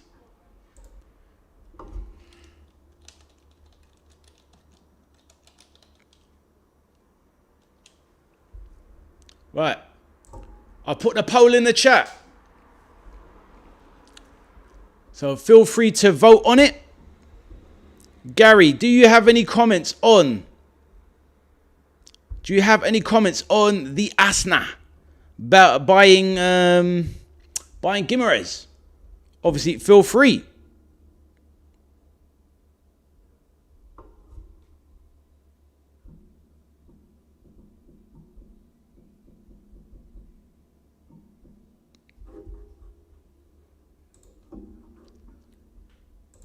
Right, people can vote on that one. Let us see. Peter says, I seen a baseball game on TV at West Ham. It was 30 odd home runs. Totally weird in baseball. That is nuts. Arthur says Tonali is better than Guimaraes. Well, I agree with you on that. 100%. Arthur, you are correct. That is actually a good point. Arthur, you're very spot on because Arsenal were interested in Tonali. But they've gone for Guimaraes. A little bit cheaper, so maybe that's an aspect to it. It's an extra 30 million. Me personally, that's the player I wanted at Liverpool. That would have been my first choice for the midfield. Tonali at Liverpool. 100 million, I would have done that all day long. Tonali, 25 years of age. It's a no-brainer, or 26, no-brainer. He's got everything, the total package. Apart from his betting on his betting phone and all that sort of stuff, other than that, he is the player I would have taken. So yeah, I hear what you're saying, Arthur. You clearly would have preferred Tonali. I hear what you're saying. Gary says, good signing for Guimaraes. Yep, I hear that. Right, so, going to go on to the next topic. Right, I will calm down because I suggested that last one. I've got some very interesting ones coming up, but I will leave it another minute or so. Let everyone have their vote. And I want somebody new in the chat who hasn't put a topic up to put one up. So someone who hasn't had a turn and has an idea for a topic, shoot, it's your turn. Duxton says, only baseball rules I know are from Wii Sports or Me Sports. Yeah, I get you. Vozinha to Inter Miami. What, you want to talk about that, Arthur? Peter says, I have no idea. That's all right, my bro. It's like a deer in a forest with his eyes out. He's a no idea. It's all good, no problem. You can join in with any of the others, no problem. Right. So, does anyone have another topic, or shall I go on and choose the next one? I've got some good ones. Please let me know. Otherwise, I'm open to anyone putting in theirs. Riaz, do you have one, my bro? Espresso, do you have one? Duckton, I don't know if you gave me one. I know your brother did. Camille, do you have one? MRI Tribe, do you have one? Peter doesn't have one. Alphonse, do you have one? Feel free to let me know. All good. Right. While that is coming off, I will close the poll. Duck says, I have a topic. Wait, let me type it. Go for it, my bro. Take your time. No problem. I will end that poll there. And I will just go grab some water. So give me a moment.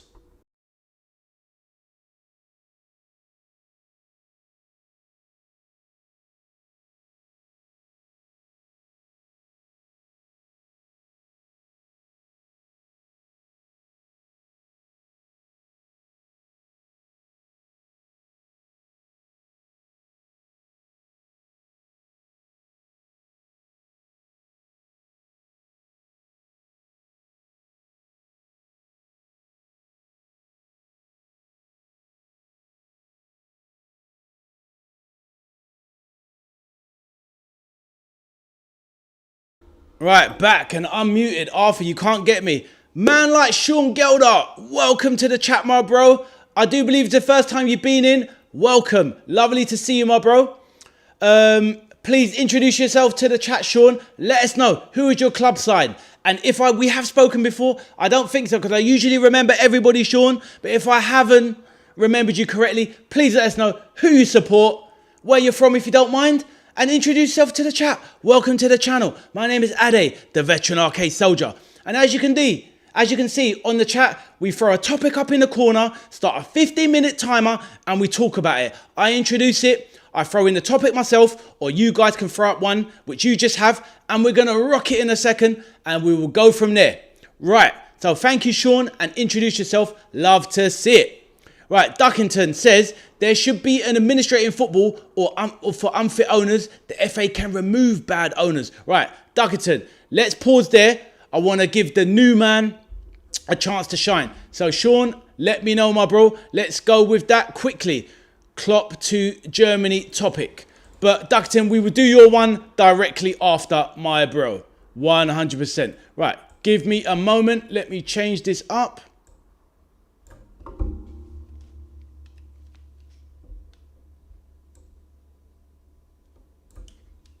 Bang.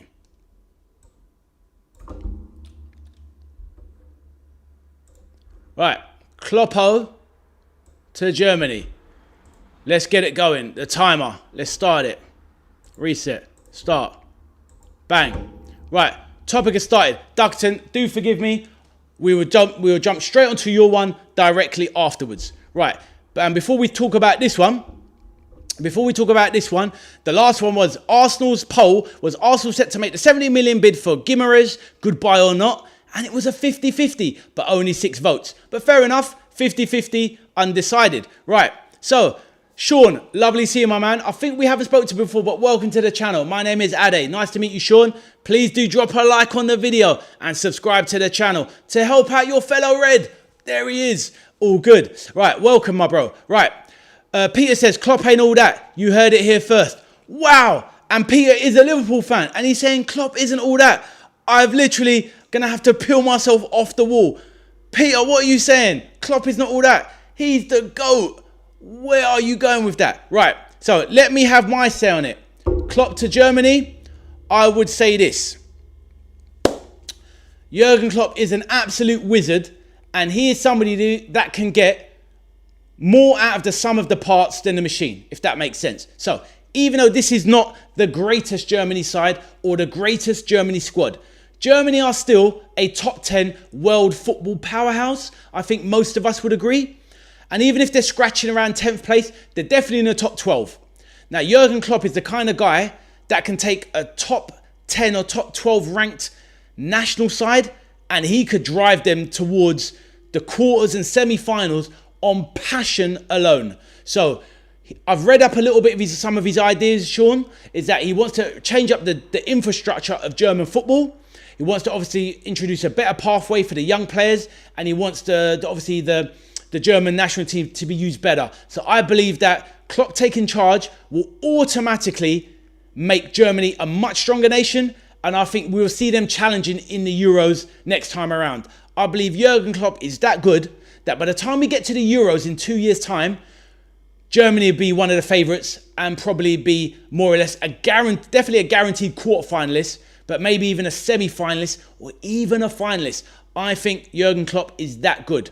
When it comes down to the tournament, next time the Euros start, for me, Sean, Germany will have the best manager in the tournament. So that says it all. Jurgen Klopp is the GOAT, the favourite manager in my lifetime, the best manager, one of the best managers in the league in my lifetime. So 100% for me. I believe he's going to do wonders for the German national setup. Whether that results in them winning something, that's neither here or there. But he would definitely get them back to challenging and challenging seriously. Right. Duxton tells Sean he's a Stoke fan. Peter says that Klopp ain't all that. I still can't believe it. Peter says, howdy Sean. Arthur says Klopp is the most overrated manager in history. Arthur, this man is overrated. This man broke the Bundesliga monopoly with a second-tier team in Borussia Dortmund. He made them back-to-back champions. Since Klopp left the Bundesliga, only Alonso has won the league other than Bayern Munich. He come to Liverpool, took over a team that was trailing in the wind, 4th, 5th, 6th, and all that sort of stuff. He took them into the best team in Europe, breaking the monopoly of Man City, taking them to 3 Champions League finals, winning one Europa League final. How can you say this man is overrated? This man is a genius. He is somebody that can he doesn't even need money. He did it without money. That's the thing. He went up against a juggernaut and overcame 2 juggernauts. He overcame Bayern Munich, the unstoppable German juggernaut. He overcame Man City for a brief period, but he did it. How can you say he's overrated? You're an absolute loser just for that. Right, anyway. Klopp is a great manager. I like him personally. Peter says, nah, Klopp had enough of LFC. He was tired of the continuous glazing. Damn. No love for Jurgen. Duxton says, fair. Peter said, Klopp had teeth druids could use as a place of worship. Sean says he will get the best out of Wirtz, which let's hope our new man can as well. Sean, I hear you, my bro. Well, this is the thing, Sean. We're going to see what Iriola does on a pre-season tour. Obviously, Wirtz isn't there for the first few games. Maybe he joins up halfway through. I'm not quite sure. But I'm hoping Andoni can do the business, my bro, with Florian. Peter says, Klopp give the coaching away to Pep. I hear that. You're not having him, basically, Peter. I'm stunned. Duxton's not the best manager. Let's not go there. I didn't say he's the best manager in my lifetime as a Liverpool fan, for me. Considering that, I'm not going to downplay what other Liverpool managers have done, but when we were on top in the 80s, it was a steamroller effect that most very good managers could have taken over and done the job. What Klopp did for Liverpool when he took over in 2016-17, phenomenal. I hate to say it, but Pep is the best manager ever. Fair enough. Pep is definitely up there, and he deserves his plaudits. Arthur says Alonso sucks. Still won the Bundesliga. And also, I believe Chelsea are going to be a dark horse this season. But let's get back onto Klopp and Germany. Let's give Sean's topic the air it deserves. Klopp to Germany. What do we think he's going to do, guys? Do you agree with me that Germany will be a threat in the Euros in 2 years' time? Arthur says couldn't win a run-in to save his life. Doctor says my favourite manager ever has got to be Clough. Fair enough. Old school man. I hear that, my bro. He was a top manager, Nigel Clough. The best... Oh, no, Arthur, I'm not even reading that. You're going to talk some nonsense. Right, anyway. Arthur's only going to say Arteta or... Oh, right. Resigner, you know. Or Rossini, you meant. Fair enough. But what about the opinion on Klopp to Germany, guys? What do we think is going to happen? So, Sean, you're agreeing with me. You think he's going to do quite well at Germany. Right.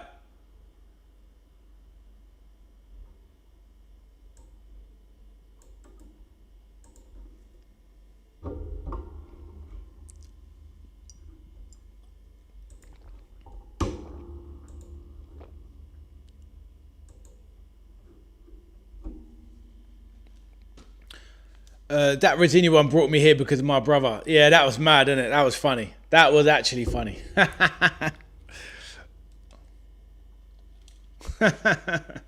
Jokes.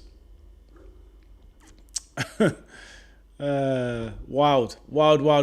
Right. So, okay. So this one isn't really grabbing the grabbing the floor. The Germany. Let's just put a poll up. And we'll go with it. Oh, not that one.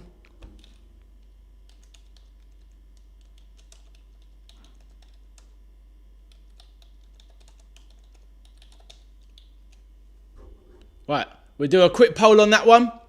Sorry, Sean. Sadly, sometimes some topics take and some don't. It didn't really resonate for some reason. I don't know why. I could talk about Jurgen Klopp all night long, but these schmucks don't want to know. Sean, it's just me and you, my bro, but it is what it is. Right. Anyone wants to vote on that one? Feel free if you want to. What is success for Germany though? Is it just getting them like to a quarters or semis? It's one of those ones. I believe he will be a success. We'll leave it there. We will leave it there, and I will introduce the next topic shortly. Right. The next topic was from Duckington, so we have him to thank for it. They did good in 2022. Where did they get to, Arthur? I cannot remember.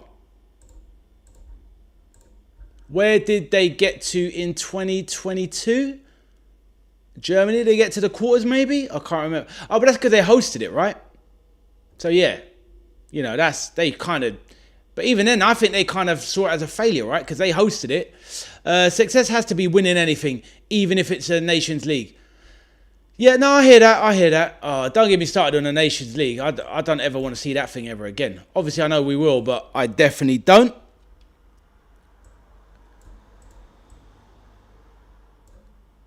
Quarters got knocked out by Spain. Yeah, that's right. Yeah, fair enough. Cheers, Arthur. Good memory.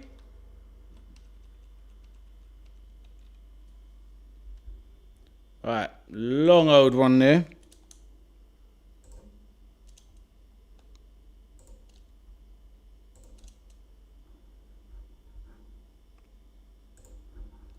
It was hosted by Qatar, bro. What, the 2022? Oh, World Cup. No. Okay, yeah, the World Cups. Yeah, my bad. But no, the Euros. Yeah, they got to the Euros. Which one did they get to the quarters then? Yeah, that's what I mean. I remember that. But it was... So obviously R1 was 20. 2024. It's 2024 they got 2024 Euros. Yeah, exactly. Yeah, that's what I meant. Yeah, exactly. Yeah, cheers, Arthur. I knew we weren't going crazy. Yeah, World Cup Qatar was 2022 and the Euros was the last one prior to this one. But yep. Right, actually this thing is taking up crazy amounts of space. So, let's get that.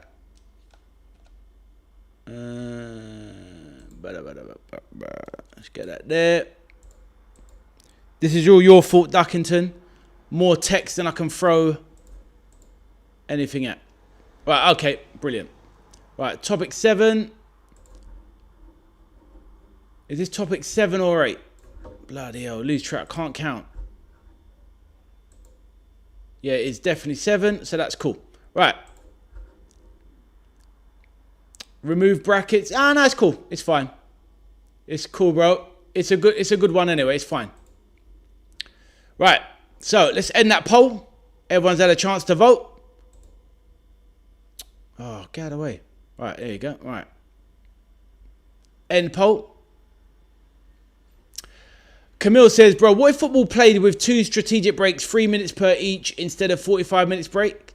So you mean like, okay, that's interesting. Camille, hold that thought. We will come back to that one. Topic 6007. I voted, fair enough. Right, so Klopp, success leading Germany. No, 71%. And yes, 29. Wow. Versus 007. Behave yourself, brother. Topic 67. Arthur says, yeah, we're getting that way. Right, let's get back to it. So this from Duckington. After this one, I'll introduce one. Right, let me start the timer. So, and I'll obviously explain what it is. I mean, it's kind of self-explanatory, but also not the most obvious as well. Right, topic 7. Arthur, you can do one. Get off that train. Right, topic 7. There should be an administrator in football for unfit owners. The FA can remove bad owners. Right, so this is something that's been talked about in football for a while, where they're talking about the governing body and whether it's the Premier League or the English FA have kind of wanted to maintain control over ownerships of clubs and decide on who is or isn't a suitable owner. So, you know, a reputable owner, a responsible owner. And at the end of the day, it's about having an independent administrator. So like having an outside adjudicator decide whether they can come in and basically, it's about football governance. Should somebody be allowed in from outside of football, so from a regulatory committee or, you know, whether it be via the government, somebody else comes in, regulates who the ownership of clubs, you know, decides on these things. So yeah, I'm kind of explaining it kind of all right, but not perfectly. But the point is, football, should it happen, should it come from the outside? Football want to control it themselves. The Premier League, the English FA, the Football League, they control the governance at the moment. But what Duckton is saying is, should an administrator be brought into football from outside, basically? That's what you're trying to say, Duckton. Do we agree? Right. Now, Peter says, someone on a 007, typical Arsenal supporter, sad to say. Peter's ha ha ha. Right. The ad break marketed as hydration break. Right. So Peter says, for me, the city council and fans should own 51% of any club. Right. Well, there you go. So Duckerton. So Peter's putting that suggestion forward, a bit like the German league. So the clubs, the stakeholders, the fans, the true owners of the club, or should be, are the ones that should own the majority controlling stake of the club. And in that way, the club is always safe. So, but then Peter, on another note, what if you had an unscrupulous fan? Let's say you had a small team. Like you take Tranmere, for example, right? Now, how much is Tranmere going to be worth on the open market? I don't know, rough guess, 20, 30 million? And what if I was such a despicable person that I was somebody of a rival club and I had enough money and I could buy it and ruin it? So do you know what I mean? From a fan perspective, or support fans in a way to buy it and do something duplicitous. Kind of obviously a bit of a stupid example, but not impossible. But, you know, there you go. Gary Neville's dad saved a club. Let us know who that was. Neville, Arthur says, yep. Let me go back. So, Duckton says it would have saved so many clubs. Duckton, you are correct. If there wasn't an independent adjudicator, well, that's the thing. We saw what happened with Reading. Now, Reading's still in the Championship. I'm right there. I can't remember off the top of my head. So, Reading's still in the Championship. And look at the Chinese owner that took them over. He's had Reading in the mud for at least 3 years. I can't remember his name now, but that's a shambolic situation. Bolton Wanderers having massive problems. Doug says, Tranmere have no money right now. Their value's dropping. Yeah, it was just an example. But Sheffield Wednesday, Darlington, Maidstone, and it really did hurt when Macclesfield, when they disbanded. I hear what you're saying, and football clubs should be saved because football is not a profitable business when it comes to owning clubs. So we need the stakeholders and the people that own the clubs to really take care of the teams. But no, it's a really good question. Do we believe that football needs to be saved from itself? Is, I think, what you're saying. Am I right there, Duckington? They're better than Crawley.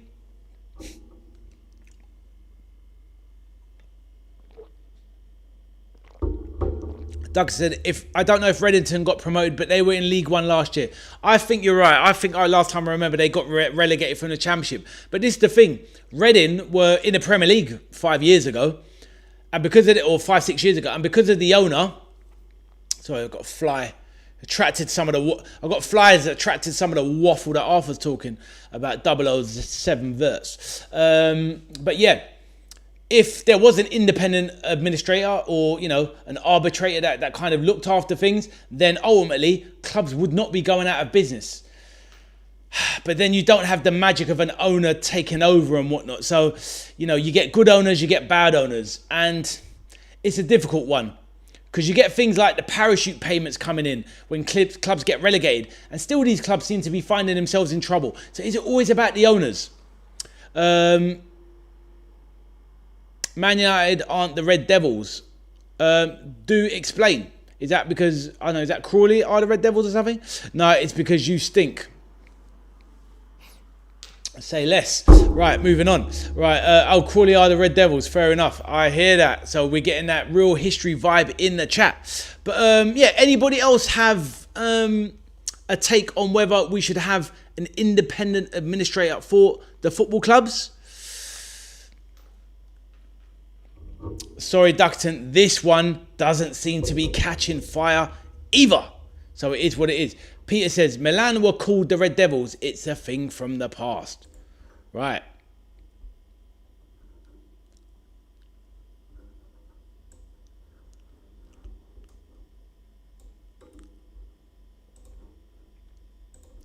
Well, my club used their parachute payments terribly. Well, there you go. That's the thing.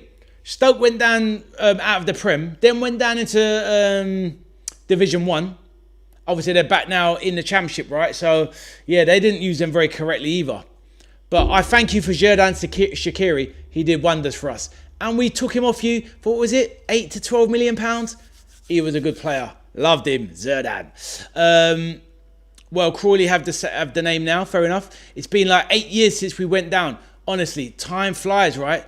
And Stoke will get to the point where they're more or less cemented in the Prem. But it goes to show how quickly it can change. So even though teams like Bournemouth have been up there for so long, well, we didn't take Crouch off Stoke. He'd long been off. Oh, you're talking about back then? Yeah, fair enough. Stoke thought it was Arsenal. I hear that, Peter. Arsenal with their tactics. Stoke FC in disguise. Mikel Poulis. Tony Arteta, one of those ones. Arthur's too young for that. Stoke are darts. Right. We won't do a poll on that one because it hasn't caught enough fire, my bro. Sorry about that. Right. All right, Arthur, calm down, sweetheart. Relax. Don't have to take it that seriously, mate. Jeez. Right. Let's go on to this one. Next topic. We're keeping the topics firing. Keeping the topics firing. And it has another Arsenal angle. So, I'm sure Arthur will be happy. Because it's a bit more about the Asna. Right. Let's get the chat timer going. All right, let me introduce it. Arthur, you're an idiot.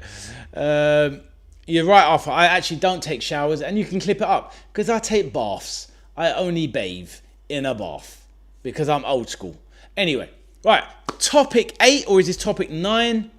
I cannot recall. God damn it. Can't remember. Memory sucks. Right, it has to be 8. Yep, cool. Right, we started a timer. So, there are rumours that the now released non-registered player, John Stones, the England international, who had a fairly decent World Cup. Problems with his, with a little bit of fitness, but that's to be understandable after only making 4 Premier League starts last season. But he is a free agent. So, John Stones rumours to Arsenal on a free transfer, ? Is he a good signing or not? 32 years of age, a little bit injury prone, ? Now, he's been linked a little bit very mildly with Liverpool, but with his former allegiances of being an Everton player and then a Man City player costing Liverpool many Premier League titles, is that the kind of look that a Liverpool fan would want at the club? Yeah, I'm a little bit open to it, but I ask you guys the question. John Stones, rumours to Arsenal on a free transfer. Good signing or not at 32 years of age? Injury-prone player. Over to the chat. Right. Arthur says, that's getting clipped. I don't give a damn. Clip up the bit that says, I only take baths. Right. Duxton says, John Stones will become like Sterling. He's much too old, or maybe he will be a walker. Fair enough. Or on a Zimmer frame walker. But are you saying a walker as in like he would go on like he did at Burnley and carry on for a few more years and still be half decent? Or you just think he's fallen off and he's not good enough for Arsenal anymore? Arthur says, yes, we need him until Saliba is back. Right. Well, let's tie that in to into the same topic, because Saliba, as we know, is a big injury doubt. Rumours of, obviously, he was needing back surgery at the back end of last season, was playing through pain. And now there's rumours are that he's going to be out of action for a good few months, which will hamper the start of Arsenal's I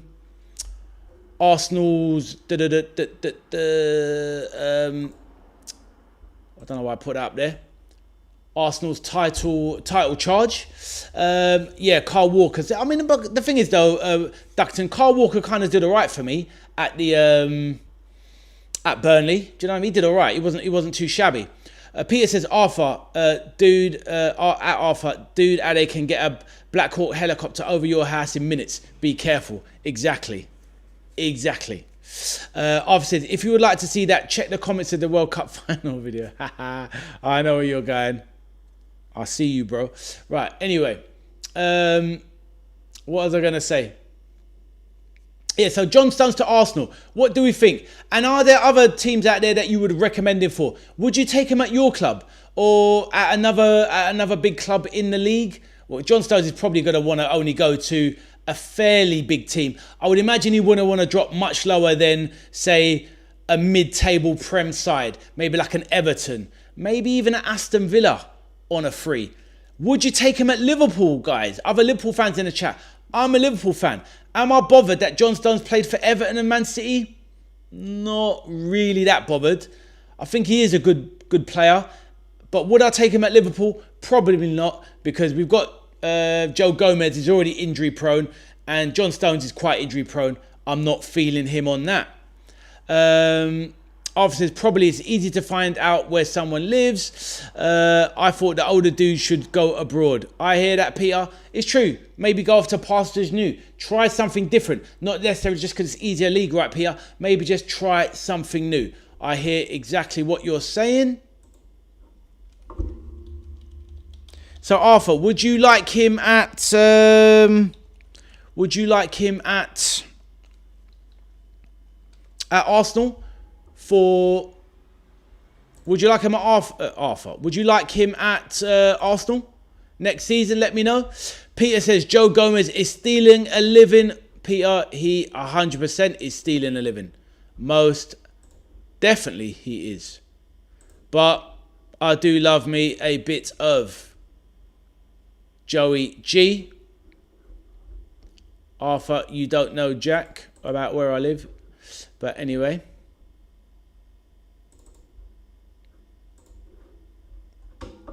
Black screen, yes, I know. Sorry, my man. I was just getting this up. Now, no, camera's not off. Nope. So I was just putting this up on the screen. This is Saliba's impact at Arsenal. And this was the question about John Stones.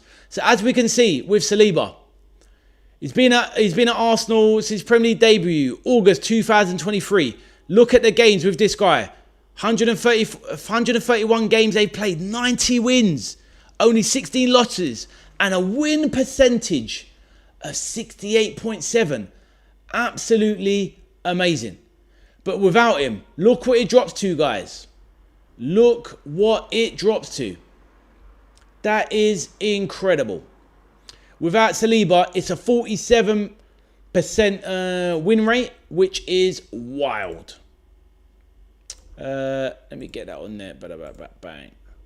There I am. It's back in the frame. I'm back in the video. Let's go. So, what are we saying here, guys?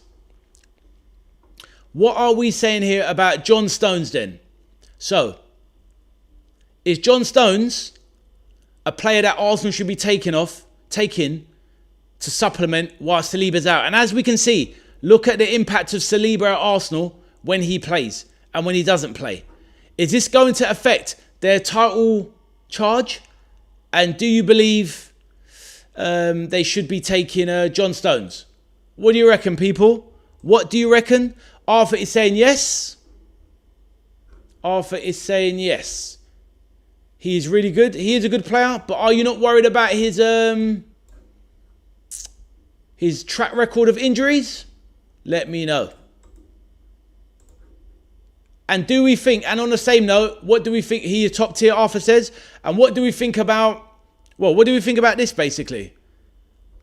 What do we think about Arsenal retaining the league title with Saliba going down for potentially 3 months? Does this stop them winning the league?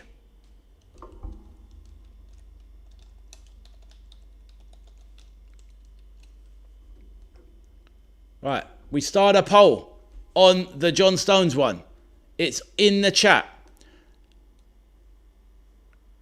Arthur says he only has to do it for a few months.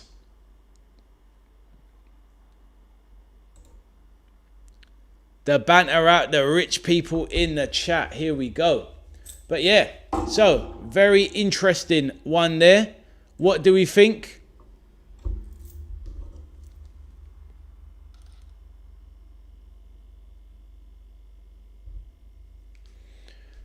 John Stones rumours. Let's have a look. Is it a good transfer?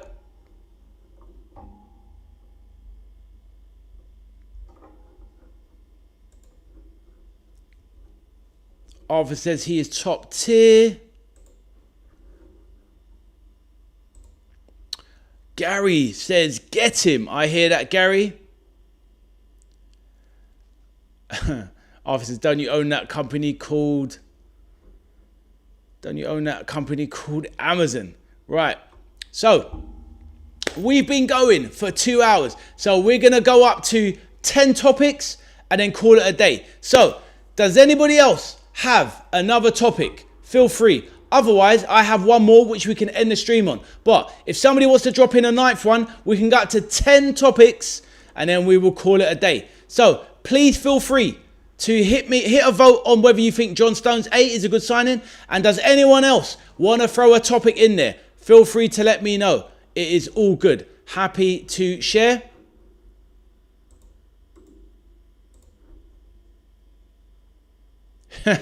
Peter says, who shot JR? You joker.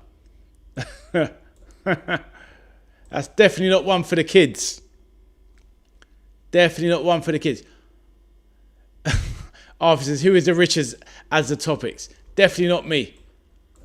I tell you who I wouldn't mind. I wouldn't mind being a couple of quid behind St. Pat's. That's all I'm going to say. St. Pat's won't mind me saying when he does it, when I see him next. I wouldn't mind being a couple of quid behind St. Pat's. Right, topic 9, people. We need a new topic. Let's go.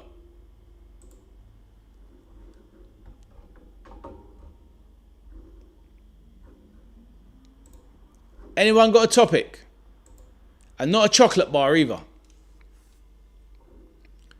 Arthur says St. Pat's is super rich. Who knows what a man is doing? Who knows what a man or woman is sitting on? Right. If no one's got a topic, I will do the last one of the day and we can call it, and then we will call it a day. Right. I'll tell you what, I've got one here and we'll do this one. We will do this one.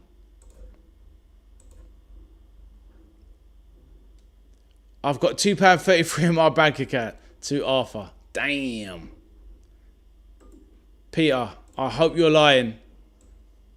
I hope you're lying. Right.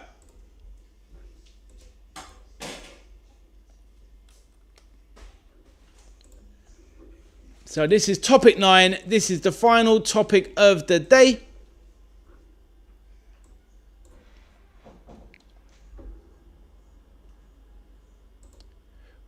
the FIFA team of the tournament. Let me just resize that. Oosh.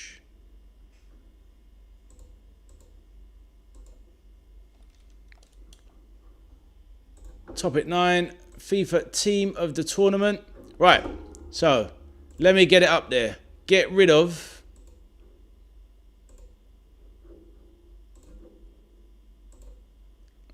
right, give me 2 seconds. Where is it? Oh, I haven't even got it on there. Oh, what a prat. Never mind. Where is it? I've got it somewhere. Where is it? FIFA.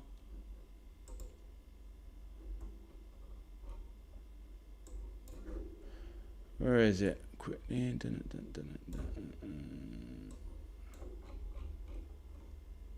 Bear with me. Keep talking, people. Where is it? Team of the tournament.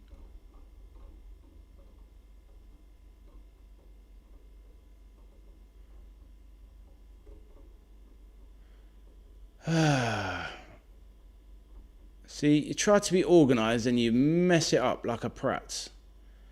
Anyone got the team of the tournament? Team of the tournament.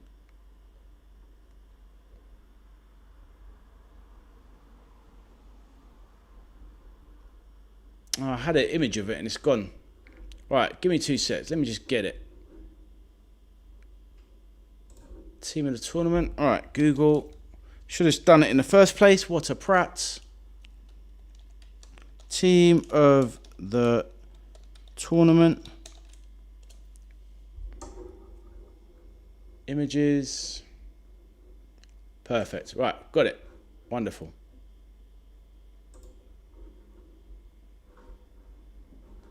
Oh, cheers for that, Reddit. Got rid of it. Right. Save image as. Save. Sorry about that, guys. All right, here we go. Chat show images. Bang. Here we go. Right. Let's get rid of that one. Yeah, remove. Right.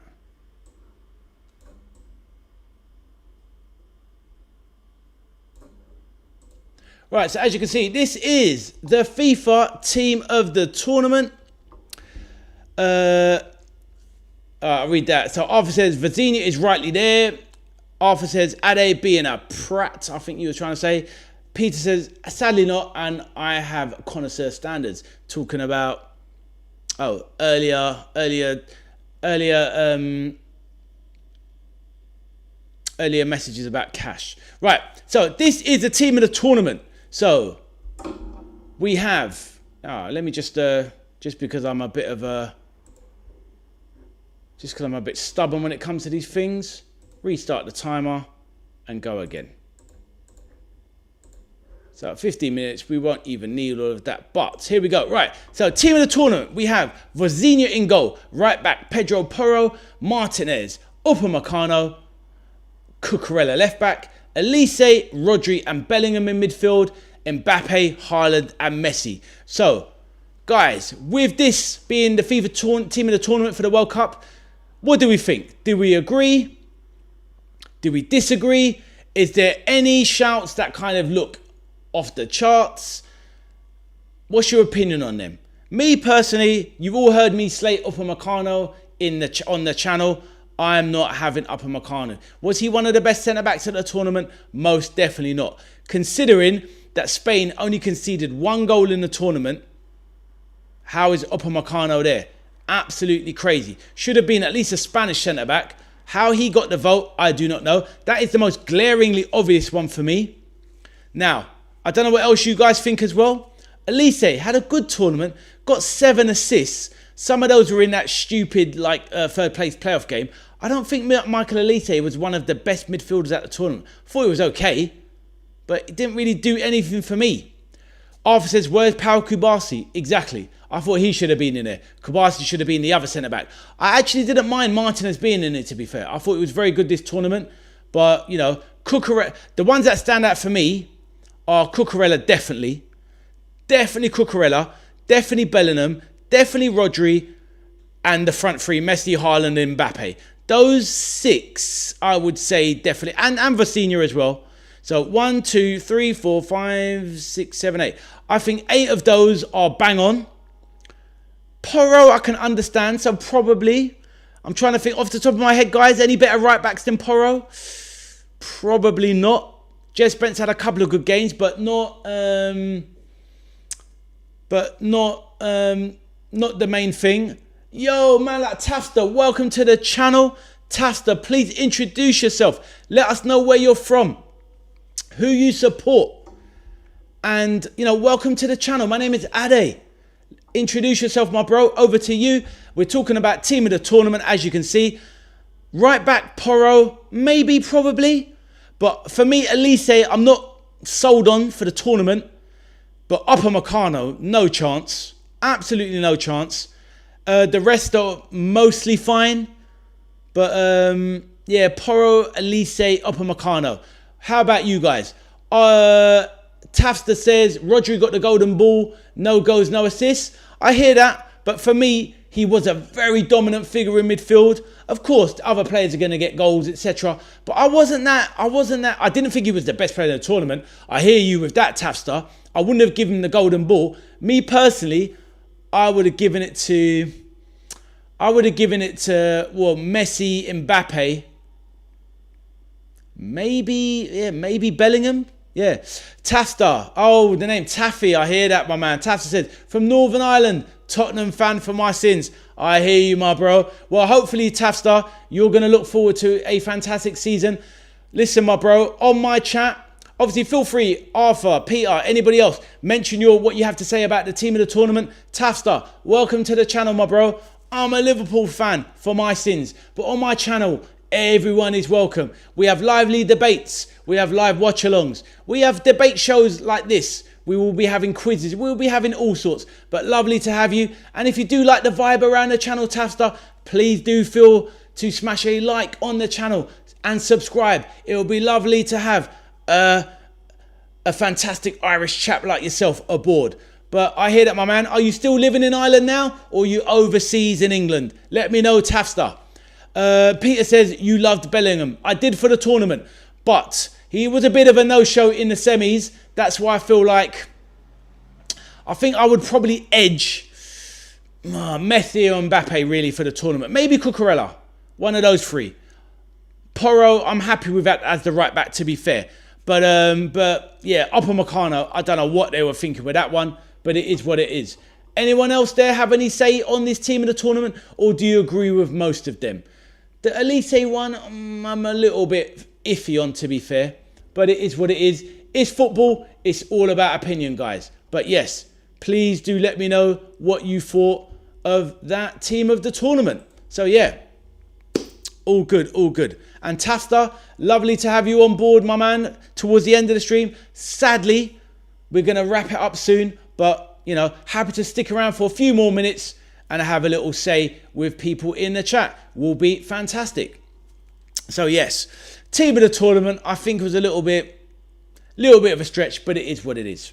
But yeah, but it's been an absolutely lovely show. Very lively. A lot of debate.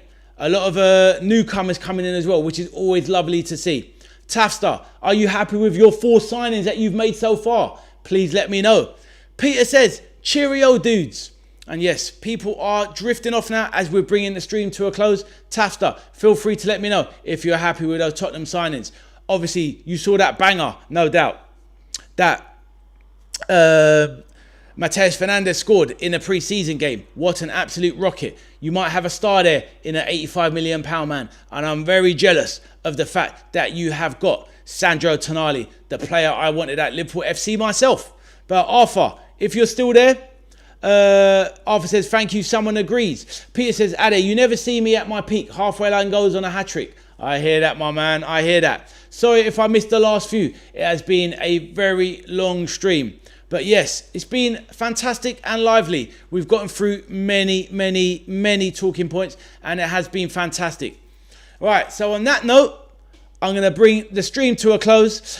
Peter says, I heard Kone was going United. I have as well. And you know I want him at Liverpool. But let's see what happens. Over the next week, Peter, I do believe there's going to be some transfers kicking in. It's going to have to start getting lively. At the end of the day, Arsenal are about to get Bruno G over the line, which strengthens the Gunners, even though Arthur doesn't like it. Cameron and Gary are ecstatic to get Bruno, I'm sure. Now, at the end of the day, Liverpool FC need to start making their signing soon, Pete, and I think we will start getting it done over the next week and a half.